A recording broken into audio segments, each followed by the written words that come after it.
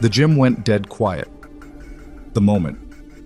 Officer Dale Rourke locked his arm around the nurse's throat and held it there. She tapped his forearm once, twice, 3 times. He didn't move. 23 people stood in that training room and watched her face go from red to white, and not one of them stepped forward. Because Dale Rourke was a decorated police officer, a black belt with 3 tournament trophies on the front desk, and the kind of man who made other men look away first. Nobody moved, until a guy in a worn gray shirt stood up from the bench along the wall, walked to the edge of the mat barefoot, and said 4 words in a voice so flat it cut through everything. "Let her go, now." And the second Dale Rourke looked up and saw who was standing there. The color drained from his face like someone had pulled a plug. If this story already has you hooked, do me a favor. Hit that subscribe button and follow along until the very end. Drop a like if you're with me, and leave a comment telling me what city you're watching from. I want to see how far this story travels. Now let's get into it. Savannah Cole had driven past Iron Gate Combat Academy 6 times before she finally pulled over and parked. The building sat on a corner lot on the east side of Denton, Colorado. A converted auto repair shop with blacked-out windows, a hand-painted sign above the door, and the kind of exterior that told you nothing about what happened inside. She'd looked it up online 3 weeks ago after her coworker Priya had mentioned it offhand in the break room between 12-hour shifts. "My cousin trains there," Priya had said. "She says it changed everything about how she moves through the world." Savannah hadn't forgotten that sentence. She was 32 years old and worked nights at Denton General Hospital's emergency department. She had a 2-inch scar on her right forearm from a patient who'd been in psychosis, a chronic habit of apologizing when people ran into her, and a memory she hadn't spoken about out loud in almost 9 years. Most people who worked alongside her described her the same way: quiet, reliable, unflappable in a trauma bay, the person you wanted next to you when things went wrong. Nobody would have guessed she had a problem sleeping, or that she flinched at raised voices, or that she'd spent most of the last decade becoming very, very good at making herself small. She finally got out of the car on a Thursday evening in late October. Inside, the academy smelled like mat rubber and sweat, and the particular staleness of recycled air pushed through an old HVAC system. The main training floor was large, 2 full mats, a heavy bag row along one wall, a whiteboard near the entrance covered in drill sequences and competition schedules. About 14 people were warming up when she pushed through the door. Some looked up, most didn't. The man behind the front desk was stocky, mid-50s, with gray at his temples, and a jaw that looked like it had been broken at least once. He introduced himself as Garrett Wills, head instructor and owner. He walked her through the waiver, the membership tiers, the class schedule. Efficient, not unfriendly, the cadence of someone who'd given this speech 1,000 times. When she told him she was a nurse, he nodded, like that explained something. "We get a lot of medical people," he said. "Something about the shift work. Come in Tuesday or Thursday for the fundamentals class. Don't try to jump into the intermediate sessions. I've seen people blow their egos up in the first week and never come back." She paid for a month. The fundamentals class was smaller than the open mat.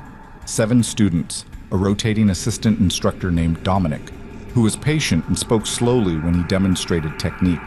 Savannah wasn't athletic in any traditional sense, but she had good body awareness, learned movement quickly, and didn't panic when someone put weight on her. By her 3rd session, Dominic had started pairing her with the more advanced students for positional drilling, which she took as a quiet compliment and didn't mention to anyone. She was starting to feel, for the first time in a long time, like she was building something. Then Dale Rourke started noticing her. He wasn't in the fundamentals class. Dale Rourke trained in the intermediate sessions, sometimes the advanced ones, and occasionally the open competition prep rounds on Saturday mornings. He was 38, on the Denton PD for 12 years, competed in regional grappling circuits twice a year, and had won enough matches to earn a wall of framed photos near the water cooler. He had the easy, slightly bored confidence of someone who had never really been beaten at anything he cared about. The gym deferred to him in small ways. Instructors let him run warm-ups sometimes. The newer students asked his opinion on technique. People laughed louder at his jokes than they probably would have otherwise. It started with small things. He began showing up to fundamentals classes on the night she was there, which he'd never done before.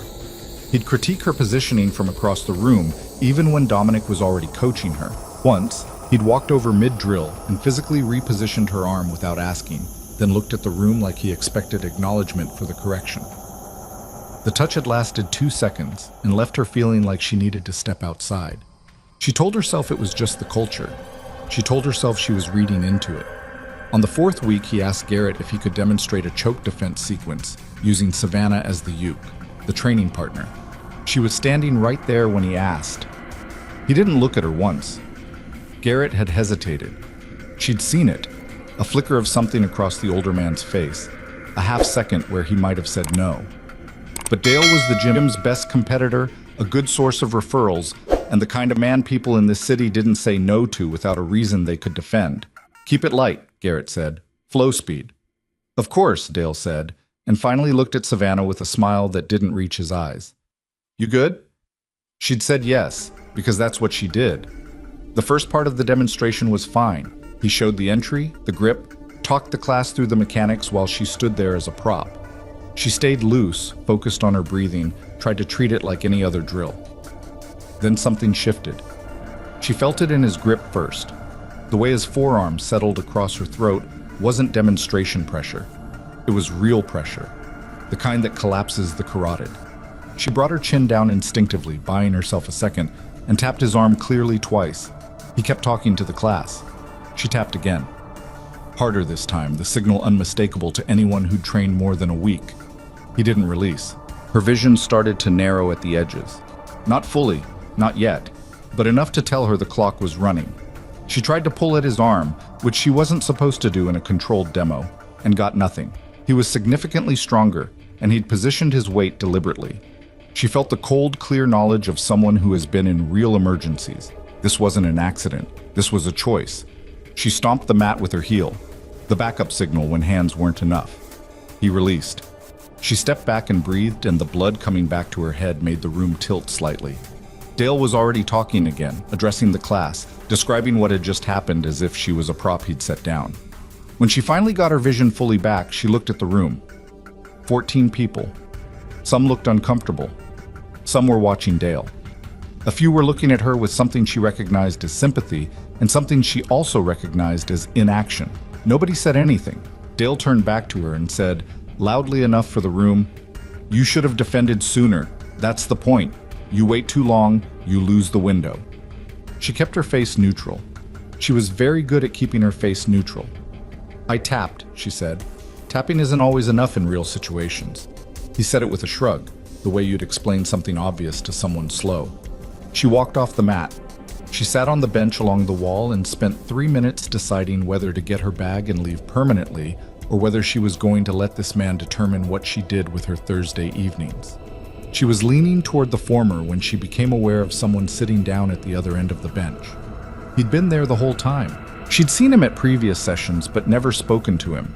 A man somewhere in his mid to late 40s, not physically remarkable, average height.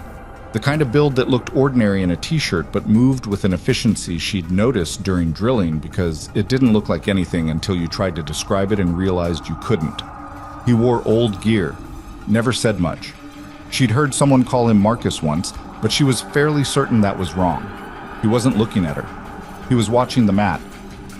"You tap twice with your hand and once with your heel," he said, without turning his head. He felt all three. She stared at him. "I know," she said. "You gonna say something to Garrett?" She looked at the front desk, where Garrett was reviewing something on a clipboard, pointedly not looking at the mat area. "I don't know," she said honestly. The man nodded slowly like that was a fair answer. He didn't push it. He didn't tell her what she should do or offer to do it for her. He just sat there for another minute, and then he stood up and went back to his corner of the room. And Savannah sat there a little longer before she pulled her bag onto her shoulder. She went home, showered, and ate leftovers standing over the kitchen sink. She had a shift in 11 hours. She didn't sleep. The next week was a Tuesday, and she almost didn't go back. She went back. Dale was there. He didn't acknowledge her directly, which was almost worse than if he had. It signaled that to him, what had happened wasn't even worth addressing. Just a training session, just a demo. Nothing to revisit. She worked through the fundamentals class with Dominic, kept her head down, drilled the escapes they were working on, and was almost through the evening without incident when Garrett announced a positional sparring round to close the session. Dale paired himself with her before Dominic could speak. Let's see where you're at, Dale said, dropping to his knees on the mat in a starting position. She looked at Dominic. Dominic looked at the floor. She knelt across from him. The round started, and Dale immediately went to a dominant top position. Not unreasonable for drilling control, but faster and heavier than anything that belonged in a fundamentals session. She worked her frames, tried to create space, used the entries she'd been practicing. For about 90 seconds, it was uncomfortable but survivable. She was working, at least, making him work a little. Then he caught a collar grip and started cranking her neck sideways, which wasn't a technique they'd covered, and which had no business being in this round. She felt her neck protest sharply. Not injury, but the kind of close call that told her the next 5 seconds mattered. She postured, twisted hard, burned herself out of the grip with enough force that she was breathing heavy when she got free. "There you go," Dale said. "See? You can move when you have to." She said nothing. She left before the class formally ended. In the parking lot, the cold October air hit her face and she stood next to her car for a while, not yet ready to sit down. The thing about working in emergency medicine was that you learned to catalog damage quickly. What was serious? What would heal? What was going to need attention if it kept happening? She ran that assessment now, except not on a patient. On herself. She had a problem. The problem had a name and a black belt, and a gym full of people who'd decided that conflict with him wasn't worth the cost. She got in her car and drove home the long way, through the part of Denton that ran along the river, where the traffic thinned out and the lights were further apart. She thought about the 9 years she hadn't talked about, the part of her life that existed before night shifts in Phoenix and the careful architecture of a quiet, manageable existence. She thought about all the things she'd learned during those years and all the reasons she'd decided to step back from them, and she thought about what it would mean to stop pretending she'd never learned any of it. She didn't make any decisions that night, but she stopped pretending the problem was going to solve itself. The following Saturday, she arrived at the gym for open mat, something she'd never done before. Open mat was informal. You showed up, you found a partner, you rolled. No instruction, no structure, just whoever was in the room and willing to go. She didn't know what she was looking for exactly. Maybe just to take up space and see what happened. Maybe to remind herself she had some standing to be here. What she found instead was the man from the bench. He was there early, alone on the far mat, going through movement drills by himself, with the focused, unhurried quality of someone who didn't need an audience. She watched him for a few minutes while she stretched. The thing she'd noticed before was clearer now with more time to look at it. There was no wasted motion. Not in a practiced-looking way, not in the way competitive athletes sometimes move to signal competence. Just genuine economy. Nothing spent that didn't need to be. She walked over.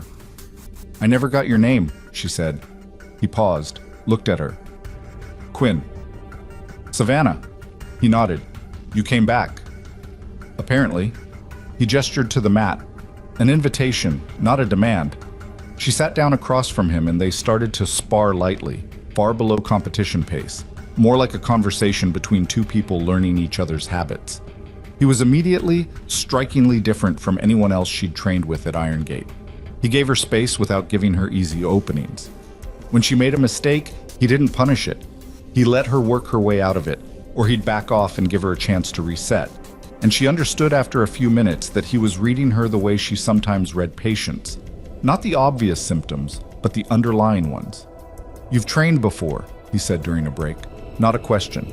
She looked at her water bottle. "A long time ago." "What kind?" She considered how to answer that. "Combatives. Military-adjacent program. I was a contractor for a while after my nursing degree. Embedded with a unit overseas for a couple of years. Ran medical support." She paused. "I quit. It was a long time ago." Quinn was quiet for a moment. "Why'd you stop training after?" She shrugged, which was the version of an answer she was comfortable giving. He didn't press it. They drilled for another 40 minutes, and by the time she left, she felt something she hadn't felt in the gym before. Not threatened, not performed at, not managed, just present. She came back the following Saturday, and the Saturday after that. She and Quinn developed a quiet, unspoken training arrangement. They rolled together when she was there, sometimes talked briefly afterward. Occasionally she asked a technical question, and he gave a specific, useful answer without embellishing it. She started sleeping better. Not great, but better. She started showing up to fundamentals on time instead of sitting in her car for 10 minutes first. And then Dale came back into it, because Dale Rourke did not like things in his orbit that he didn't control. He approached her on a Thursday at the end of November, during the open mat portion after class. He'd been watching her, she'd noticed, not constantly, but periodically, with the particular attention of someone recalibrating. She'd been moving better, drilling sharper. The weeks of working with Quinn had rebuilt something in her body memory that she'd spent years letting go dormant, and it was starting to show. Nothing dramatic, nothing that would advertise itself to a casual observer. But Dale wasn't a casual observer. "You've been holding out on us," he said, crouching near the mat edge where she was finishing a water break. She looked at him flatly. "You've got actual training somewhere in there," he said. "Where's it from?" "Old job," she said. He smiled, the same smile from before, the one that contained a proprietary quality, like he was deciding what category to put her in. "We should drill together properly. I've been going easy on you." She looked at him for a long moment. "You weren't going easy." His smile shifted. "I'm extending an invitation, Savannah. Most people in this gym would—" "I heard you," she said. "I'll think about it." She got up and walked to the other side of the mat. That night she sat in her car in the parking lot and called Priya from the hospital. "That guy's been doing this for how long?" Priya asked, after Savannah had given her the short version. "Since the beginning. The chokehold was bad. The neck crank last week was close. You need to tell Garrett." "Garrett watched. Garrett knows." Silence on the phone. Then, "So what are you going to do?" Savannah looked at the gym's blacked-out windows, the faint amber light bleeding around the edges. "I don't know yet," she said. "But something's changing." She hung up. She wasn't sure what she meant by that, except that she'd spent 9 years getting smaller, and she was becoming increasingly aware that the geometry of it was wrong, that shrinking hadn't made her safer, only less visible, and less visible wasn't the same as okay. She started her car. She didn't see Quinn's truck parked at the far corner of the lot, or the way he sat in it for a moment before pulling out, or the way he looked back at the building before he drove away. 3 days later, on a Sunday afternoon, she was working a trauma shift at Denton General when an ambulance brought in a 19-year-old with a cervical spine injury from an MVA. The next 4 hours were organized chaos, coordinating imaging, managing the C-collar, running interference between the trauma surgeon and the family, doing the parts of emergency care that nobody films for documentaries because they're not dramatic, just necessary. By the time she handed off at shift change, her feet hurt and her neck ached from bending over a gurney for too long. She was in the parking garage when her phone buzzed, an unfamiliar number, Denton area code. She answered out of professional reflex. "Ms. Cole," a voice she didn't recognize, male, formal. "My name is Lieutenant Ira Sandoval. I'm with Denton PD's Internal Affairs Division." A pause. "Are you available to speak about Officer Rourke?" She stopped walking. "How did you get my number?" she asked. "A complaint was filed this week regarding conduct during a training session at Iron Gate Combat Academy. You were present. We're reaching out to witnesses." Another pause. "Ms. Cole, you're not the only one who's reported something, but we'd appreciate your account specifically." She stood in the concrete stairwell with the fluorescent light buzzing overhead, her bag strap digging into her shoulder, and felt the particular vertiginous sensation of something shifting that had been still for a long time. "I'm available," she said. "Tell me where." She wrote down the address, hung up, and stood there for a moment longer. Someone had filed a complaint. Not her, but someone. She thought about Quinn sitting on that bench. She thought about the way he'd said he felt all three, with the flat certainty of someone who'd cataloged the same thing she had and decided it meant something. She thought about what it meant that a man who never spoke to anyone, who trained alone on Saturday mornings, who hadn't volunteered a single unnecessary detail about himself in 2 months of working together, what it meant that that man had apparently decided that what happened on that mat needed to go somewhere. She walked to her car, drove home through the dark, and for the first time in weeks, fell asleep before midnight. She had no way of knowing that Quinn Farrell's name appeared nowhere on the complaint, and she had no way of knowing that the person who'd filed it had done so not as a gym member, but using a set of credentials that had no business being attached to a civilian grappling academy in a mid-sized Colorado city. Credentials that would, 2 days from now, cause Lieutenant Sandoval to pick up his phone and make a call he wasn't expecting to make. The call that would change everything about what anyone thought they knew about the quiet man in the gray shirt. Lieutenant Ira Sandoval's office was on the 3rd floor of Denton PD's administrative building, a room that smelled like printer toner and old coffee, with a window that looked out onto the parking structure and nothing beyond it. He was a compact man in his early 50s, neat in the way that suggested discipline rather than vanity, with reading glasses pushed up on his forehead and a legal pad in front of him that already had notes on it when Savannah sat down. She'd come in on her day off. Worn civilian clothes, jeans, a gray sweater, the same work boots she wore to the gym. She hadn't dressed up, hadn't dressed down. She'd just come in. Sandoval thanked her for her time and asked if she wanted water. She said no. He uncapped his pen and looked at her over the legal pad. "I want to be clear about something before we begin," he said. "You are here as a witness, not a subject.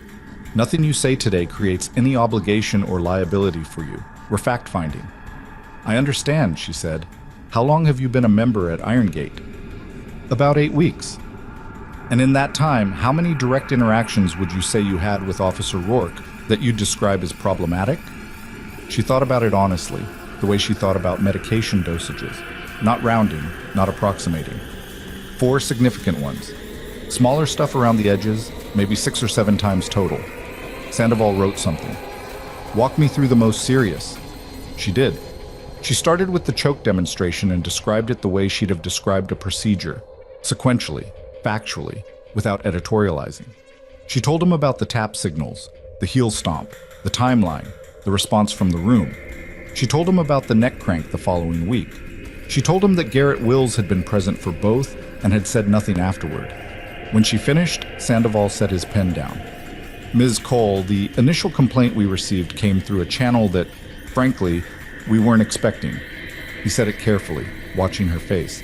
"It wasn't filed through any of the civilian reporting options.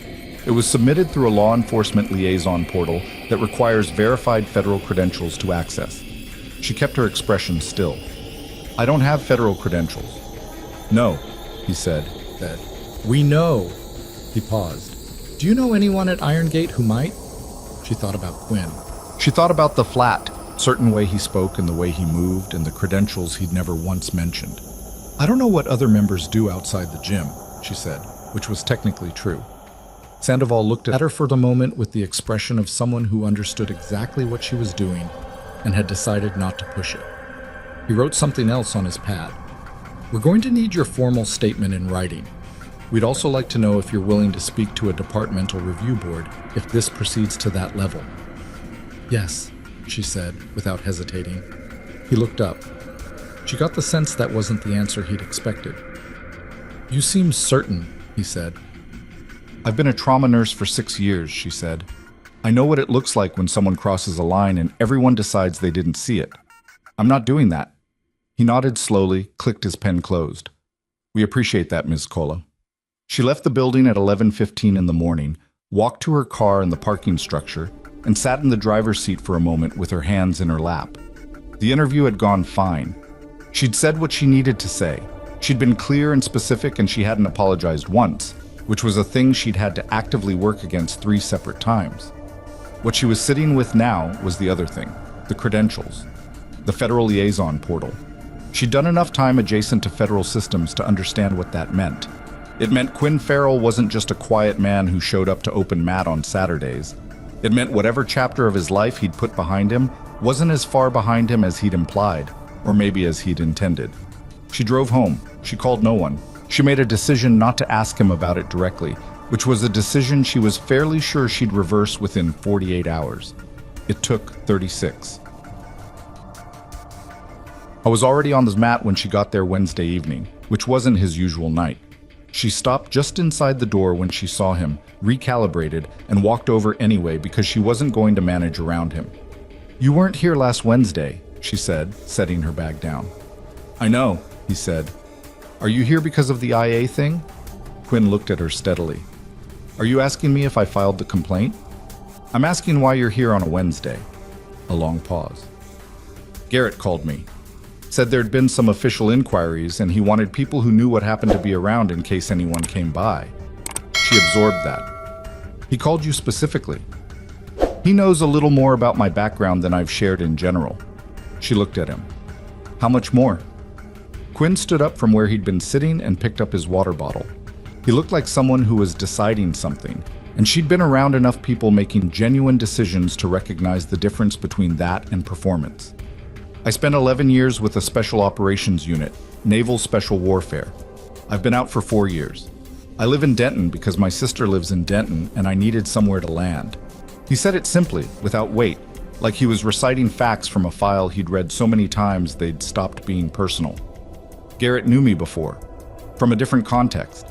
He asked me to come in and keep an eye on things when the membership complaints started coming in about Rourke. That was 2 months ago. Savannah was quiet for a moment. Outside, a car moved through the parking lot. So you were here because of Dale, she said. Initially. She wasn't sure what to do with the word initially, so she set it aside. You filed the complaint through a federal portal. I still have access to certain systems through a consulting arrangement, he said. It's legitimate. The complaint is legitimate. I didn't fabricate anything. I know you didn't, she said. I was there. He looked at her. You're not angry. I'm trying to figure out how I feel about being watched without knowing it. That's fair, he said. It is, she agreed. Did you find anything else? Beyond what happened to me? Quinn set his bottle down on the bench and sat back down. 3 other women in the last 18 months. 2 left the gym without saying why. 1 filed a complaint internally with Garrett that got buried. One of them I tracked down and she's willing to talk to IA. He paused. Rourke has also had 2 use-of-force incidents flagged within the department that were reviewed and closed. The closures were faster than normal. The information landed with the particular weight of things you suspected but hadn't yet had confirmed. She sat down on the bench across from him. Who closed them? She asked. A senior officer in Rourke's precinct, guy named Captain Hensley. They've known each other for a long time. It's not provable yet. But Sandoval's already looking at it. You've been talking to Sandoval? Yes. She rubbed her face with both hands, a gesture she didn't usually let herself make in front of people because it felt too exposed. But she was tired and it was a Wednesday night and she'd just learned that the last 2 months had contained significantly more moving pieces than she'd understood. Quinn, what is this exactly? Are you working? Is this an assignment? No, he said. I'm a member of a gym where someone was getting hurt and nobody was stopping it. A beat. That's all this is. She looked at him for a long time. She was good at reading people, not infallible, but good. She'd spent years learning the difference between what people said and what they meant. In circumstances where getting it wrong had real consequences. She believed him. She wasn't sure that made it less complicated, but she believed him. Okay, she said finally. Okay? Okay, we keep going. What do you need from me? Something shifted in his expression. Not relief exactly, more like the adjustment a room makes when a window opens. Your written statement to IA, the name of your coworker who you've discussed this with. And you need to know that Rourke is going to find out about the complaint within the next week, probably sooner, and his response to that is going to matter. You think he'll come at me directly? I think he'll test the situation first. He'll come to the gym, he'll be calm, controlled, and he'll try to gauge how much you've said and to whom. He won't threaten you openly because he's smart enough not to. Quinn looked at her evenly. You should keep training. Show up exactly like you normally would. Don't tell him anything. Don't confront him. And when he tests me, hold your ground and don't give him a single inch to work with. He paused. Can you do that? She thought about 11 years as a nurse, 3 of them in psychiatric emergency where de-escalation was the difference between controlled and catastrophic. She thought about 2 years embedded overseas where keeping a neutral face while people made decisions around you was sometimes the most important skill you had. Yes, she said. They drilled for an hour after that. She was better than she'd been at the start of the month, and she knew it, and she let herself know it without making it into anything more than information. Quote, Dale Rourke came back to the gym on a Friday. He walked in during the open mat session at 6 p.m., wearing his usual training clothes, carrying his gear bag, moving with the same loose, proprietary ease he always brought into the building. He signed in at the front desk, said something to Garrett that made Garrett nod without meeting his eyes, and moved toward the mat. Savannah was in the middle of a drilling round with a newer member named Petra, a physical therapist who joined 3 weeks ago and was progressing fast. She felt Dale's presence in the room the way she sometimes felt shifts in a trauma bay. Not because anything had happened yet, but because the atmospheric pressure of a situation had changed. She kept drilling. Dale warmed up alone for about 10 minutes, then migrated to the mat adjacent to hers and worked through some positional sequences with one of the intermediate guys, a college student named Theo, who was technically decent but easily led. She kept her focus on Petra, kept her cues specific and calm, kept her breathing even. It took about 20 minutes before Dale drifted close enough to speak. "Good hip positioning," he said to Savannah, addressing the compliment with the flat effect of someone saying a thing they don't mean. "You've been working on it." She looked up. "Thanks." He crouched at the mat edge. "Heard there was some official interest in the gym this week. Compliance stuff." "I wouldn't know," she said. "I just train here." He watched her for a moment. His face was pleasant and his eyes were doing something that wasn't. "You should come to the Thursday intermediate class. You're past fundamentals at this point." "Maybe," she said. "I'll make sure to go easy." He smiled. "Unless you don't want me to." She looked at him with an expression she'd cultivated specifically for situations where someone was trying to see how much they could take. An expression that gave back absolutely nothing. "I appreciate the offer," she said. He held her gaze for 2 more seconds, then stood and moved away. Petra waited until he was across the room. "What was that?" she said quietly. "That," Savannah said, "was someone checking whether I'm scared." "Are you?" Savannah adjusted her grip for the next drilling rep. "Not particularly," but she was careful. She was precise. She kept the interaction replaying in the back of her mind while she went through the rest of the session, cataloging the things he'd said and the way he'd said them. The way compliance stuff had been constructed to sound casual while testing whether she'd react. He was gathering information, mapping the situation. She texted Quinn that night. He came in. "Exactly as you said. I gave him nothing." The reply came back in under a minute. "Good. Don't change your schedule." She didn't. The following week broke open differently than she'd expected. It started not at the gym, but at the hospital. On a Tuesday morning, when she arrived for her shift and found Priya waiting near the employee entrance with an expression that Savannah associated specifically with information that couldn't be delivered in the break room.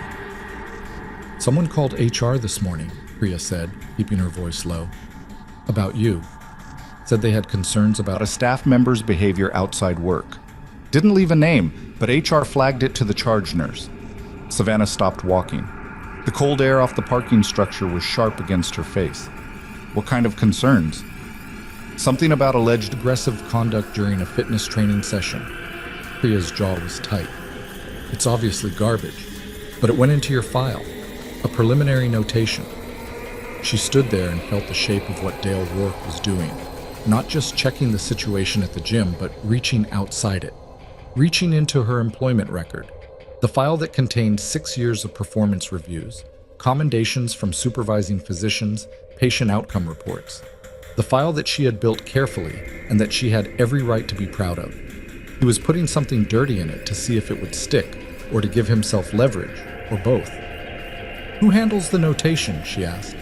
"It goes to the department director, Dr. Mallory Fitch." Savannah had worked under Dr. Fitch for 4 years. They didn't have what she'd call a warm relationship. Fitch was demanding, often preemptive in her criticism, the kind of supervisor who assumed errors before they happened and said so. But she was fair, and she'd told Savannah once, after a particularly difficult mass casualty event, that she was exactly the kind of nurse the ER couldn't afford to lose. "I need to see her today," Savannah said. "She's got a full morning." "I know, I need to see her anyway." She went in, changed, and went directly to Dr. Fitch's office, which was a calculated decision because waiting was worse than interrupting. She knocked, entered when called, and stood in front of the desk without sitting until Fitch gestured impatiently at the chair. "I assume this is about the HR notation," Fitch said. "Yes.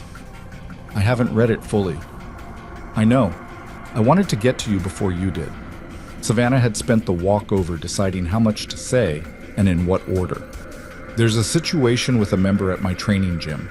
He's a police officer. There's an internal affairs investigation in progress, and he became aware of it this week. The complaint to HR is retaliatory. Fitch looked at her over her reading glasses.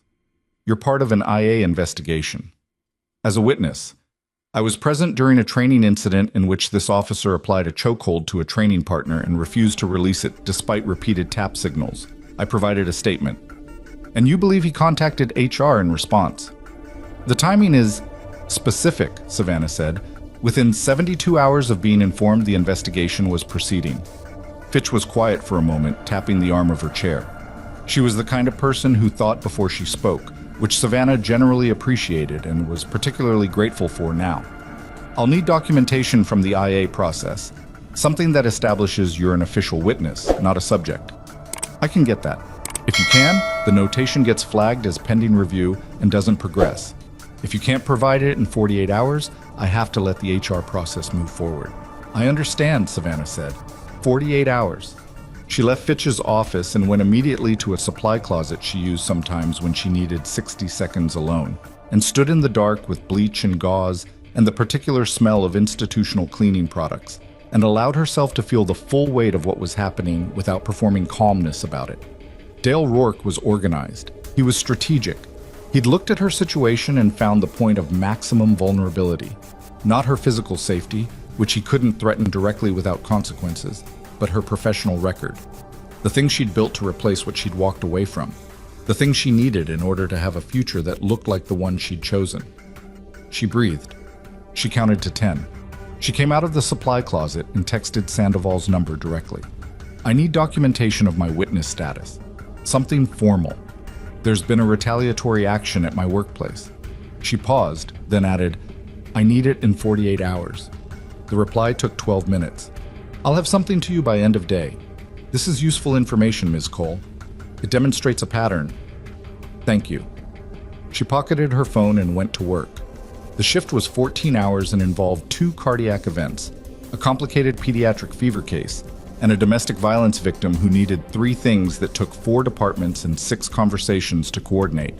By the time she handed off at 9 p.m., she was running on the particular empty energy that came after a shift that had demanded everything and been given it. She was pulling her coat on in the locker room when her phone rang. Sandoval. The documentation is emailed, he said, but I'm calling because something else has come up that I thought you should know. A pause. We pulled Rourke's gym registration records and cross-checked them with the complaint history from the 2 women who've agreed to speak to us. We found a third name, a woman named Cassandra Vale. She trained at Iron Gate 14 months ago for about 6 weeks and then stopped coming. No complaint, no notice. She just stopped. Another pause. We located her. She's agreed to talk to us, but she won't come in. She said she'll only give her statement in the presence of someone she considers a neutral party from the gym. Savannah already knew where this was going. She asked for Quinn, she said.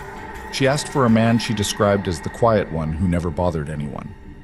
Sandoval's voice had an edge that wasn't quite irony and wasn't quite something else.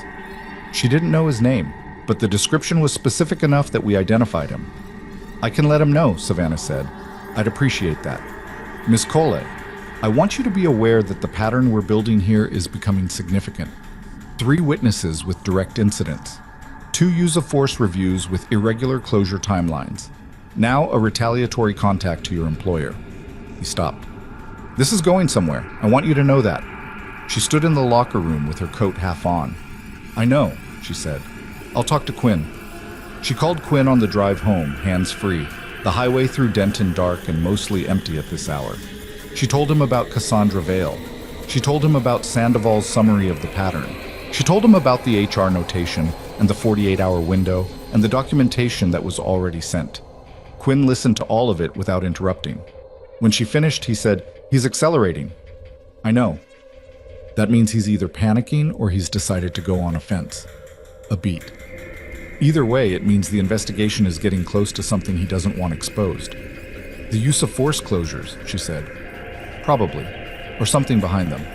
He was quiet for a second. I'll meet with Cassandra Vale.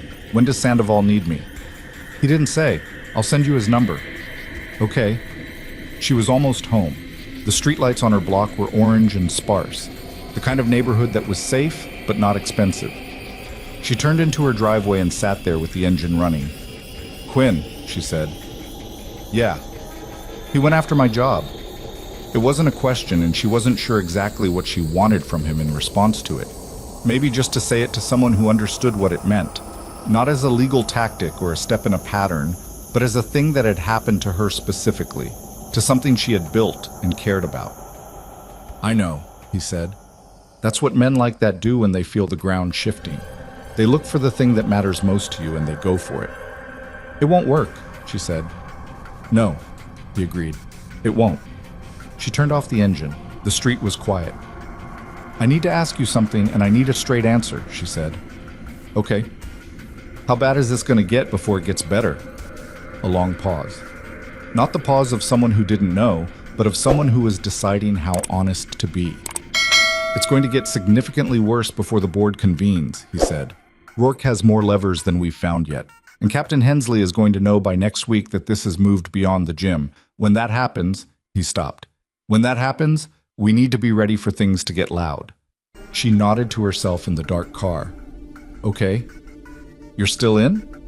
"Yes," she said. "I told Sandoval I was in. I don't go back on things like that." She heard something in the line. Not quite a sigh, not quite a sound. More like the absence of the held breath he'd been carrying. "Good," he said. She went inside. She ate the same leftover soup she'd had 2 nights ago. She sat on her couch with her documentation email from Sandoval already forwarded to Dr. Fitch's hospital address, and her written statement printed and signed and sitting in an envelope on her kitchen table. She was not afraid exactly. She was the opposite of afraid in the way that wasn't bravery, but was something more like clarity. The place you got to when you'd been carrying a weight long enough that you'd finally stopped pretending it wasn't there. She fell asleep on the couch at 11:30 with the television on and her phone face up on the cushion beside her. At 2:47 in the morning, it lit up. The message was from an unknown number. No area code she recognized. 4 words and nothing else. Back off, or else. She stared at it for a moment, wide awake now, the television casting blue light across the room. She took a screenshot. She sent it to Sandoval. She sent it to Quinn. Then she set the phone down and lay in the dark and thought about all the ways that message was stupid. How it created evidence. How it confirmed everything Sandoval had been building toward. How it was the move of someone who was running out of controlled options and had reached for an uncontrolled one. And then she thought about the other thing the message meant. It meant Dale Rourke had her personal number, which meant he'd gone looking for it, which meant somewhere between the gym and the IA investigation and the HR notation and Cassandra Vale and Captain Hensley, someone had given it to him. She sat up. She thought about the complaint that had been filed with Garrett and quietly buried. She thought about how fast the use of force closures had moved. She thought about a system where the right kind of person could make problems disappear, not because they were powerful enough to erase them, but because they knew exactly whose desk to put them on. Quinn's reply came in at 2:51. Screenshot saved. Don't reply. I'm making a call. At 2:53 in the morning, the light in a house on the west side of Denton came on, in a room on the 2nd floor belonging to a man who had spent 12 years doing favors for Dale Rourke, and was about to discover that the accounting had caught up with him. Captain Hensley's name was Warren Hensley, and by 6 a.m. he was sitting across from 2 IA investigators in a conference room on the 2nd floor of the administrative building, looking like a man who had rehearsed a version of this conversation many times, and was now discovering that the version he'd rehearsed was not the one being asked. Sandoval wasn't in the room. I was watching through the observation panel with a recorder running and a notepad in his hand, and when he stepped out 40 minutes later, he called Quinn directly. Quinn was already awake. He'd been awake since 2:53. Hensley's talking, Sandoval said. He's not talking about Rourke yet, but he's talking around him, which is the same thing with more steps. We found 3 phone records connecting them in the 72 hours after each use of force review was closed. He's going to try to characterize it as standard supervisory contact. We're going to let him try. The anonymous text to Savannah, Quinn said. We're pulling the originating number. It was routed through a relay app, which tells us something by itself. That's not a move an amateur makes. Sandoval paused. It's also not a move Rourke makes without knowing he needs cover. Someone told him he was out of normal options. Hensley. That's our working theory. Quinn stood at his kitchen window with a mug of coffee going cold in his hand, looking at the street outside where the morning was just beginning to gray at the edges. His sister's house was 4 blocks over. She'd asked him last week how things were going at the gym, and he'd said fine, which was the most efficient answer and also the least accurate one. "What do you need from me today?" he asked. "Cassandra Vale. She'll only talk with you present. Can you do 11 a.m.? "Yes." And Quinn. The text message constitutes criminal harassment. We're opening a separate track on that. I want you to know that the situation with Rourke is no longer contained to the gym or the department. It's bigger than that now. After he hung up, Quinn stood in his kitchen for another few minutes. I thought about what bigger than that meant in operational terms. More moving parts, more variables, more opportunities for things to go sideways before they resolved. He thought about Savannah, who had gotten a threatening text at 2 a.m. and immediately forwarded it and gone back to sleep, or tried to, because that was the kind of person she was. Not fearless, but disciplined about what she spent her fear on. He'd recognized something in her from the first session. Not her training background, though that had been apparent quickly. Something else. The particular quality of someone who had learned to carry weight without announcing it. He knew that quality because he'd spent 11 years surrounded by people who had it, and 4 years since then trying to figure out what it looked like outside of a context where it was required. He drank his cold coffee and got ready to go. Cassandra Vale was 36 years old and worked as a high school biology teacher in a district north of Denton. She met them at a coffee shop 2 blocks from her school during her prep period, arriving exactly on time in a coat that was slightly too thin for November and carrying a canvas bag that said something about a science fair. She shook Sandoval's hand, looked at Quinn for a moment without speaking, and then sat down. "You're the one she described," she said to Quinn. "The quiet one." "I was there the same time you were," Quinn said. "I didn't know what was happening to you then." "I'm sorry I didn't." Something moved across her face. Not gratitude, more like the look of someone checking whether a thing is structurally sound before putting weight on it. She set her canvas bag on the chair beside her. "I'm not here because I want to be," she said. "I'm here because someone called me and said other women were coming forward and I couldn't be the person who didn't." Sandoval opened his notepad. "Ms. Vale, you can take this at whatever pace you need. We're not recording this meeting. This is preliminary." She nodded. She took a breath and told them what had happened. It was worse than what had happened to Savannah in the ways that mattered procedurally. An off-hours training session, the gym nearly empty, a situation that had moved from uncomfortable to dangerous in a compressed time frame before she'd had the means or standing to stop it. She'd been a beginner. She hadn't known the protocols, hadn't known her rights within training, hadn't known that what was happening was outside the norms because she'd never trained before. She'd stopped going.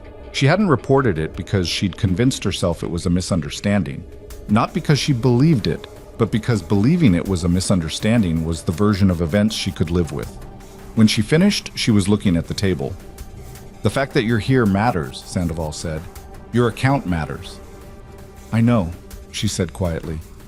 "That doesn't make it easier." Quinn didn't say anything for a moment.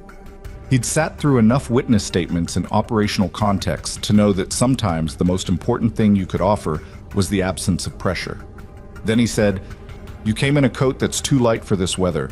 You had a full morning of classes before this, and you still came." She looked at him. "That's not nothing," he said. She picked up her bag. "I'll sign whatever you need me to sign," she said to Sandoval. "Just tell me it's going somewhere." "It's going somewhere," Sandoval said. "I promise you that." She left. Quinn watched her through the coffee shop window as she walked back toward the school, the thin coat pulled tight, the canvas bag over one shoulder. Sandoval capped his pen. 3 formal witnesses, 2 irregular closure reviews, a harassment text that's being traced, a senior officer in early morning questioning. He looked at Quinn. "We're going to move for a formal departmental hearing within the next 2 weeks. Rourke will be notified. He'll be suspended pending review." "He'll escalate when he gets the notice," Quinn said. "I expect so." Sandoval tucked his notepad away. "Which is why I want you to tell Ms. Cole to be careful. Not alarmed. Careful." Quinn drove directly to Denton General after that and texted Savannah from the parking lot. Cassandra Vale gave her statement. It's strong. Sandoval is moving toward a formal hearing. Formal notification to Rourke within 10 days. Be alert. Her response came back 12 minutes later, which meant she was mid-shift. Understood. I'm fine. Talk tonight.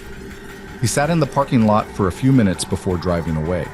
He'd learned, during 11 years of operating in contexts where attention to environment was survival, to read the emotional temperature of a situation the same way he read terrain, not by feeling it, but by mapping it systematically. Right now, the map showed a situation that was progressing correctly, but hadn't yet hit its highest pressure point. The highest pressure point was still ahead. It was always ahead, until it wasn't. He drove home. He ran 4 miles. He cleaned his apartment, which didn't need cleaning because staying still had never been something he was built for. Well, the notification reached Dale Rourke on a Thursday morning 9 days later. Savannah learned about it from Sandoval, who called her at 7 a.m. before her shift.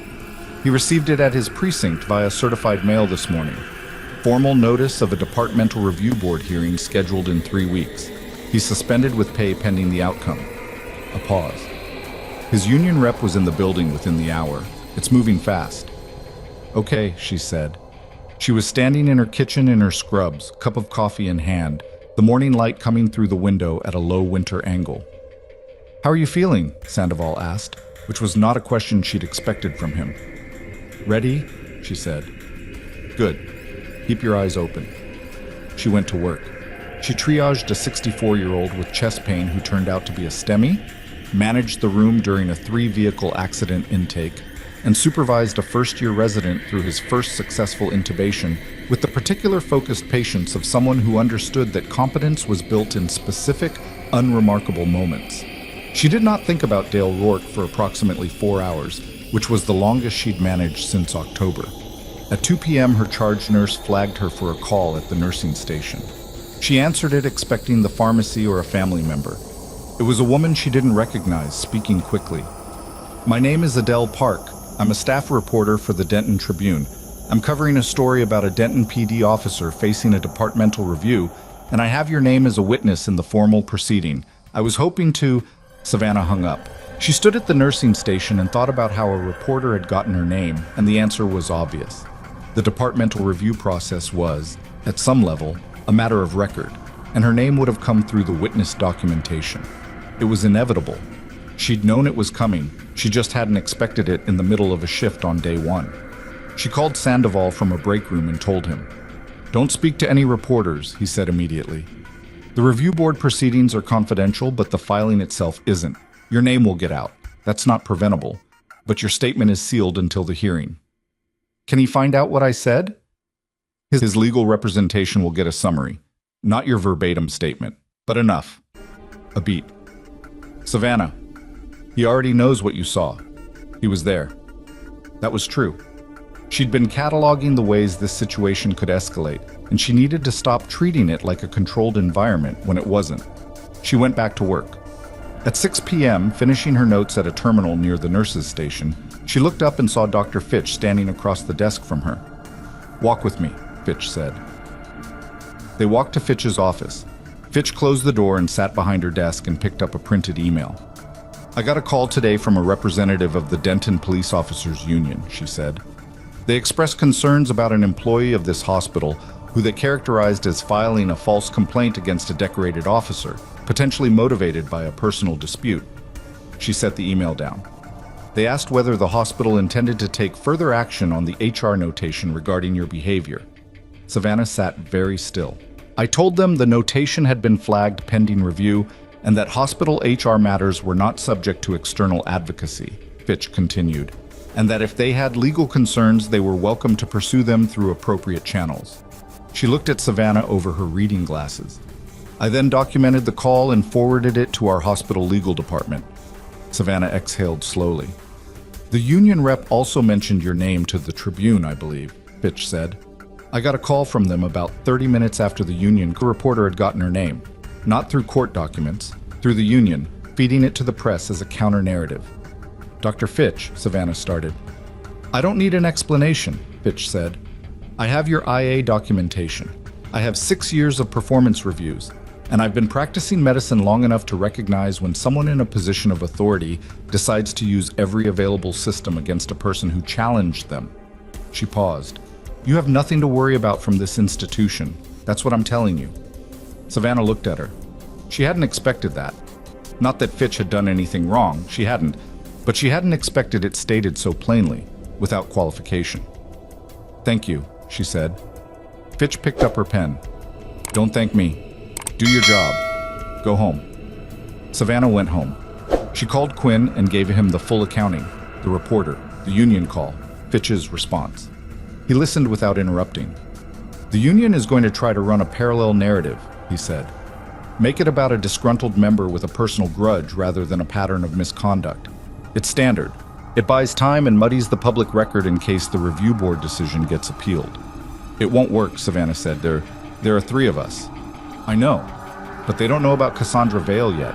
When they find out there are 3 witnesses, the narrative shifts. That's why Sandoval needs to move faster than they're expecting. Is he going to? I talked to him this afternoon. He's moving the hearing timeline up. He got authorization today. A pause. Savannah, the gym.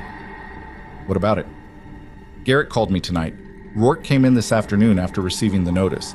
He didn't train, he just came in, talked to a few people, left. She understood the implication. He's working the room, shoring up support before the hearing. Yes, and Garrett's nervous. He doesn't have the spine Fitch has. Quinn's voice was careful, not critical.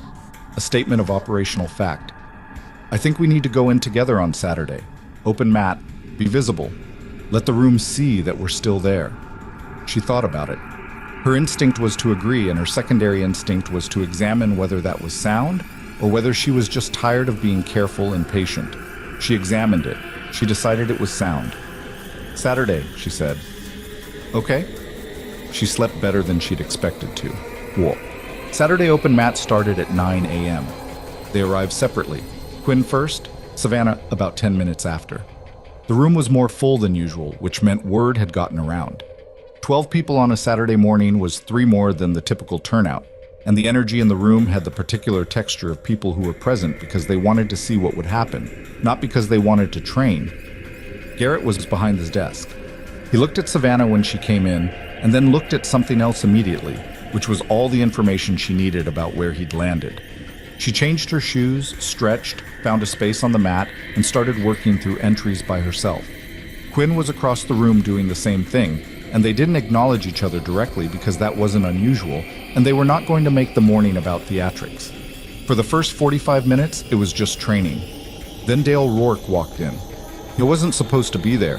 He was suspended pending review, which didn't technically prohibit him from entering a private gym he was a fee-paying member of, but which created a specific kind of tension when he came through the door with his gear bag and signed his name at the front desk with the ease of someone who had decided to make a statement by acting like nothing had changed. Garrett signed him in. Nobody in the room said anything out loud, but the mat noise dropped and the quality of the silence was different. Dale changed his shoes, warmed up. He didn't look at Savannah directly, which was deliberate in the way that avoiding someone at close range in a small room is always deliberate. He rolled with Theo, who should have known better, but was a 20-year-old who didn't yet understand the cost of aligning yourself with the wrong person for social reasons. Savannah kept training. She was working with a woman named Bex, a former collegiate wrestler who'd been at Iron Gate for a year and had no investment in the room's politics. They drilled a guard recovery sequence she'd been refining for 3 weeks, and Savannah kept her focus on her own movement and her own timing. She was mid-rep when she heard Dale's voice, addressed to the room at a volume that wasn't quite raised but wasn't quite not. It's interesting, he said, standing up from his role with Theo, how some people think filing complaints is the same thing as having a case. Nobody responded. The room pretended not to hear. He kept going. Or how they think getting a few bureaucrats involved means they understand what actually happened. Quinn didn't stop what he was doing. He was in the middle of a positional drill with an older guy named Steph, and he finished the rep before he stood up. He picked up his water bottle. He walked to the center of the mat in a line that put him between Dale and the half of the room where Savannah was working. He didn't raise his voice. "Dale," he said, "you're talking about a witness in an active proceeding, in a room full of people who might also be called." He paused. "That's not a good idea." Dale turned to look at him fully for the first time that morning. Something moved through his expression, an assessment, The process of deciding how to categorize the threat. Quinn had seen that look on a lot of faces in a lot of situations, and he knew what it meant. Dale hadn't fully mapped him yet. He'd identified him as a problem, but he hadn't identified the shape of the problem. "I'm making conversation," Dale said. "Among members." "Among witnesses," Quinn said. "Some of them." A beat. Dale's jaw tightened. You filed this complaint." "The complaint is a matter of ongoing process," Quinn said. "I'm not going to discuss it with you here." "No? Then maybe you'd like to discuss something on the mat." Dale said it with the controlled casualness of someone who'd used physical dominance as social currency for long enough that it was reflexive. "Since you seem to have a lot of opinions." Quinn looked at him. "I'll spar with you, if Garrett says it's appropriate." All heads turned to Garrett, who was standing behind the desk with the expression of a man who had run out of roads. "This isn't," Garrett started. "I'll spar with him," Quinn said, still looking at Dale. "Or we can both leave. One of those options ends the morning without anyone making it worse." Dale unclipped his mouthguard from his bag. "Let's go." What happened next happened fast, and it happened in a way that nobody in that room would describe the same way afterward, because nobody in that room was watching the same thing. Savannah stopped drilling and watched. The round started standing. Neither of them moved to the ground immediately, which was unusual for a grappling session, and which said something about both of them. Dale shot for a takedown at the 15-second mark with the aggressive, practiced efficiency of a competition-trained athlete. Quinn sprawled, redirected the momentum, and came out behind Dale's hips in under 2 seconds. The room went quiet in a different way than before. Dale reset. His expression had changed. The recalibration was visible. He shot again, varied the angle, drove harder. Quinn moved off the line in a way that was almost economical to the point of being invisible, using Dale's speed against the direction he'd committed to, and Dale went to the mat with his own force. He got up fast. He was not, whatever else he was, a man without competitive heart. "You've trained somewhere serious," Dale said. "Yes," Quinn said. "Where?" "Somewhere you haven't been." He shot a third time, feinted low, went high with a collar tie that was technically excellent, and Quinn slipped it, stepped through, and put Dale on his back with a controlled trip that wasn't dramatic, wasn't punishing, was just precise. He followed him to the mat, established top position, and applied pressure in a way that made it very clear that the next movement in this sequence was entirely his to choose. Dale tapped. Quinn stood up. He wasn't breathing hard. He offered Dale a hand. Dale didn't take it. He stood up on his own and picked up his bag and walked out of the gym without speaking to anyone, and the door swung shut behind him, and for a moment the room was completely silent. Then someone toward the back started clapping.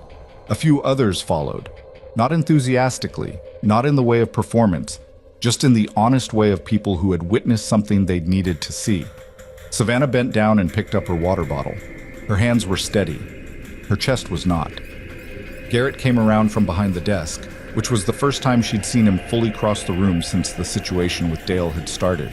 He stopped near Quinn and stood there with his arms at his sides. "I should have done something sooner," Garrett said. Quinn looked at him. "Yes," he said. "You should have." It wasn't cruel the way he said it. It was just true, and Garrett received it the way people receive true things that cost them something, with his face doing several things at once and none of them comfortable. Savannah thought the morning was over then. She thought the tension had broken and the room would slowly go back to training, and by afternoon things would feel different, if not resolved. She was wrong. Because at 12:47 p.m., while she was in the changing area pulling her coat on, her phone rang. The screen said, "Denton General, admin." She answered immediately. "Ms. Cole," a voice she didn't know. "This is the director's office at Denton General. I'm calling to inform you that we've received a formal legal communication today regarding your employment status. A civil suit has been filed naming you as a defendant by Officer Dale Rourke, alleging defamation and tortious interference with his professional duties." A pause. "Hospital legal has been notified. HR is asking you to come in Monday morning before your shift." She stood in the changing area with her coat halfway on and the ambient noise of the gym filtering through the door. A civil suit. Not a complaint. Not a union call. A lawsuit, filed in civil court, naming her by name, targeting her employment, running parallel to the departmental review, designed to bury her in legal costs and professional uncertainty before the hearing could be decided. "Miss Cawley, are you there?" "Yes," she said. "I'll be there Monday." She hung up. She finished putting her coat on. She pushed through the door to the main floor where Quinn was still there, talking quietly to Steph. And when he looked at her face, he excused himself from the conversation and came across the room. He read her expression before she said a word. "What happened?" he said. She told him. She kept her voice level and her account specific, and she did not, despite the sharp and specific fear that was moving through her right now, allow it to make her voice unsteady. When she finished, Quinn was quiet for a moment. "He filed it today," he said. "Same day he received the formal hearing notice." "Yes. He has a lawyer who had this ready in advance." Quinn's voice was controlled, but something in it had shifted. Not anger, but the tonal quality of someone whose assessment of a situation has just changed significantly. "This isn't improvisation. He's been preparing a legal response since he got the complaint notice." "I know," she said. "Savannah." He stopped. "This is going to get to the press. The Tribune reporter already has your name. A civil filing is public record." She looked at him. "I know that too. Are you okay?" It was the second time in 2 weeks someone had asked her that question in a way that meant something, and she took a moment to answer it honestly. "No," she said. "Not right now." A breath. "But I'm not done." Quinn held her gaze for a moment with an expression she'd seen exactly once before. On the face of a surgeon who'd just finished a procedure he wasn't sure would work and was watching the monitors for the answer. "Sandoval needs to know tonight," he said. "I know. And Savannah, Anna, there's something I didn't tell you. Something I've been holding until the right time." He stopped. "The wrong time is now, which means the right time was earlier, and I'm sorry for that." She looked at him. "What is it?" He glanced around the gym, assessing the room with the automatic habit of someone for whom that was always the first step. Then he looked back at her. "The use of force reviews that were closed early," he said. "Hensley didn't close them alone. There are communications connecting a third party, someone outside the department, a civilian." He paused. "Someone who has been a member of this gym for 4 years." The floor shifted under her in a way that had nothing to do with physical balance. She looked around the room, at the people who were still there, Steph, Bex, Petra, Theo. 3 or 4 others she recognized from months of Thursday evenings and Saturday mornings. "Who?" she said. Quinn's voice dropped to something just above quiet. "Garrett Wills," he said. She looked at Garrett Wills standing behind his desk. The same man who'd told her to come on Tuesdays and Thursdays and not jump into intermediate classes too fast. The man who'd hesitated before the choke demonstration and then said keep it light and looked the other way when light wasn't what happened. 4 years. The number sat in her chest like something swallowed wrong. "How long have you known?" she asked Quinn. 3 days. I wanted to confirm before I told you. Sandoval pulled his phone records yesterday morning. He kept his voice low and his body angled away from the desk. Garrett was the connection between Hensley and Rourke that made the closure reviews move fast. He's not law enforcement. He can't formally close anything. But he provided character documentation and witness statements for both reviews that were factually incomplete, possibly fabricated. She looked at Garrett again. He was sorting through papers. His hands weren't steady. He knew that she knew. She could see it in the set of his shoulders, the way he wasn't looking at the room. "Does Sandoval have enough to move on him?" she said. "Enough to interview him formally. Enough to subpoena his records. Whether it becomes criminal depends on what the documents show." Quinn picked up his bag. "We need to leave. Now. Before either of us says something to him that affects the investigation." She picked up her bag. She walked past the front desk without stopping, without looking at Garrett, without saying the 17 things she wanted to say. The door swung open and the cold November air hit her face, and she walked to her car and got in and sat there. Quinn knocked on the passenger window. She unlocked it, and he got in. Neither of them spoke for a moment. "He buried the complaint the other woman filed," she said.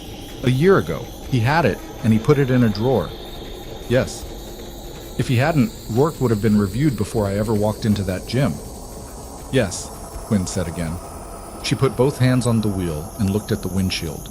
Outside, the gym's blacked-out windows looked the same as they always had, opaque, giving nothing away. She thought about all the Thursday evenings she'd driven past this building before she finally stopped. She thought about Cassandra Vale in her thin coat. She thought about the two women who'd left without saying why, whose names she still didn't know. "Okay," she said. "Okay? Call Sandoval. Tell him everything we just talked about. I want to be on that call." Quinn pulled out his phone. "What?" The call lasted 40 minutes. Sandoval was already at his desk despite it being a Saturday afternoon, which told Savannah something about how the week had been going for him. He listened to the account of what had happened at the gym that morning: Dale's appearance, the sparring, the exit, then the civil suit notification. And he listened to Quinn's summary of the Garrett Wills evidence without interrupting. When they finished, there was a pause. "The civil suit is designed to run out the clock," Sandoval said. "If we can establish a direct connection between Rourke, Hensley, and Wills, a coordinated effort to suppress the original complaint and retaliate against subsequent witnesses, then the civil suit collapses on its own. You cannot defame someone by accurately reporting a sustained pattern of misconduct." "How fast can you move on Wills?" Quinn asked. "I can have him in an interview room by Monday." Another pause. "There's a consideration I want to raise. The hearing is scheduled in 18 days. The civil suit creates a parallel legal track that Rourke's team will use to delay, confuse, and pressure Ms. Cole into settlement. The most effective counter to that is to close the gap. Get the hearing date confirmed as immovable, finalize the witness list, and make it clear through official channels that the pattern of retaliation is documented and ongoing."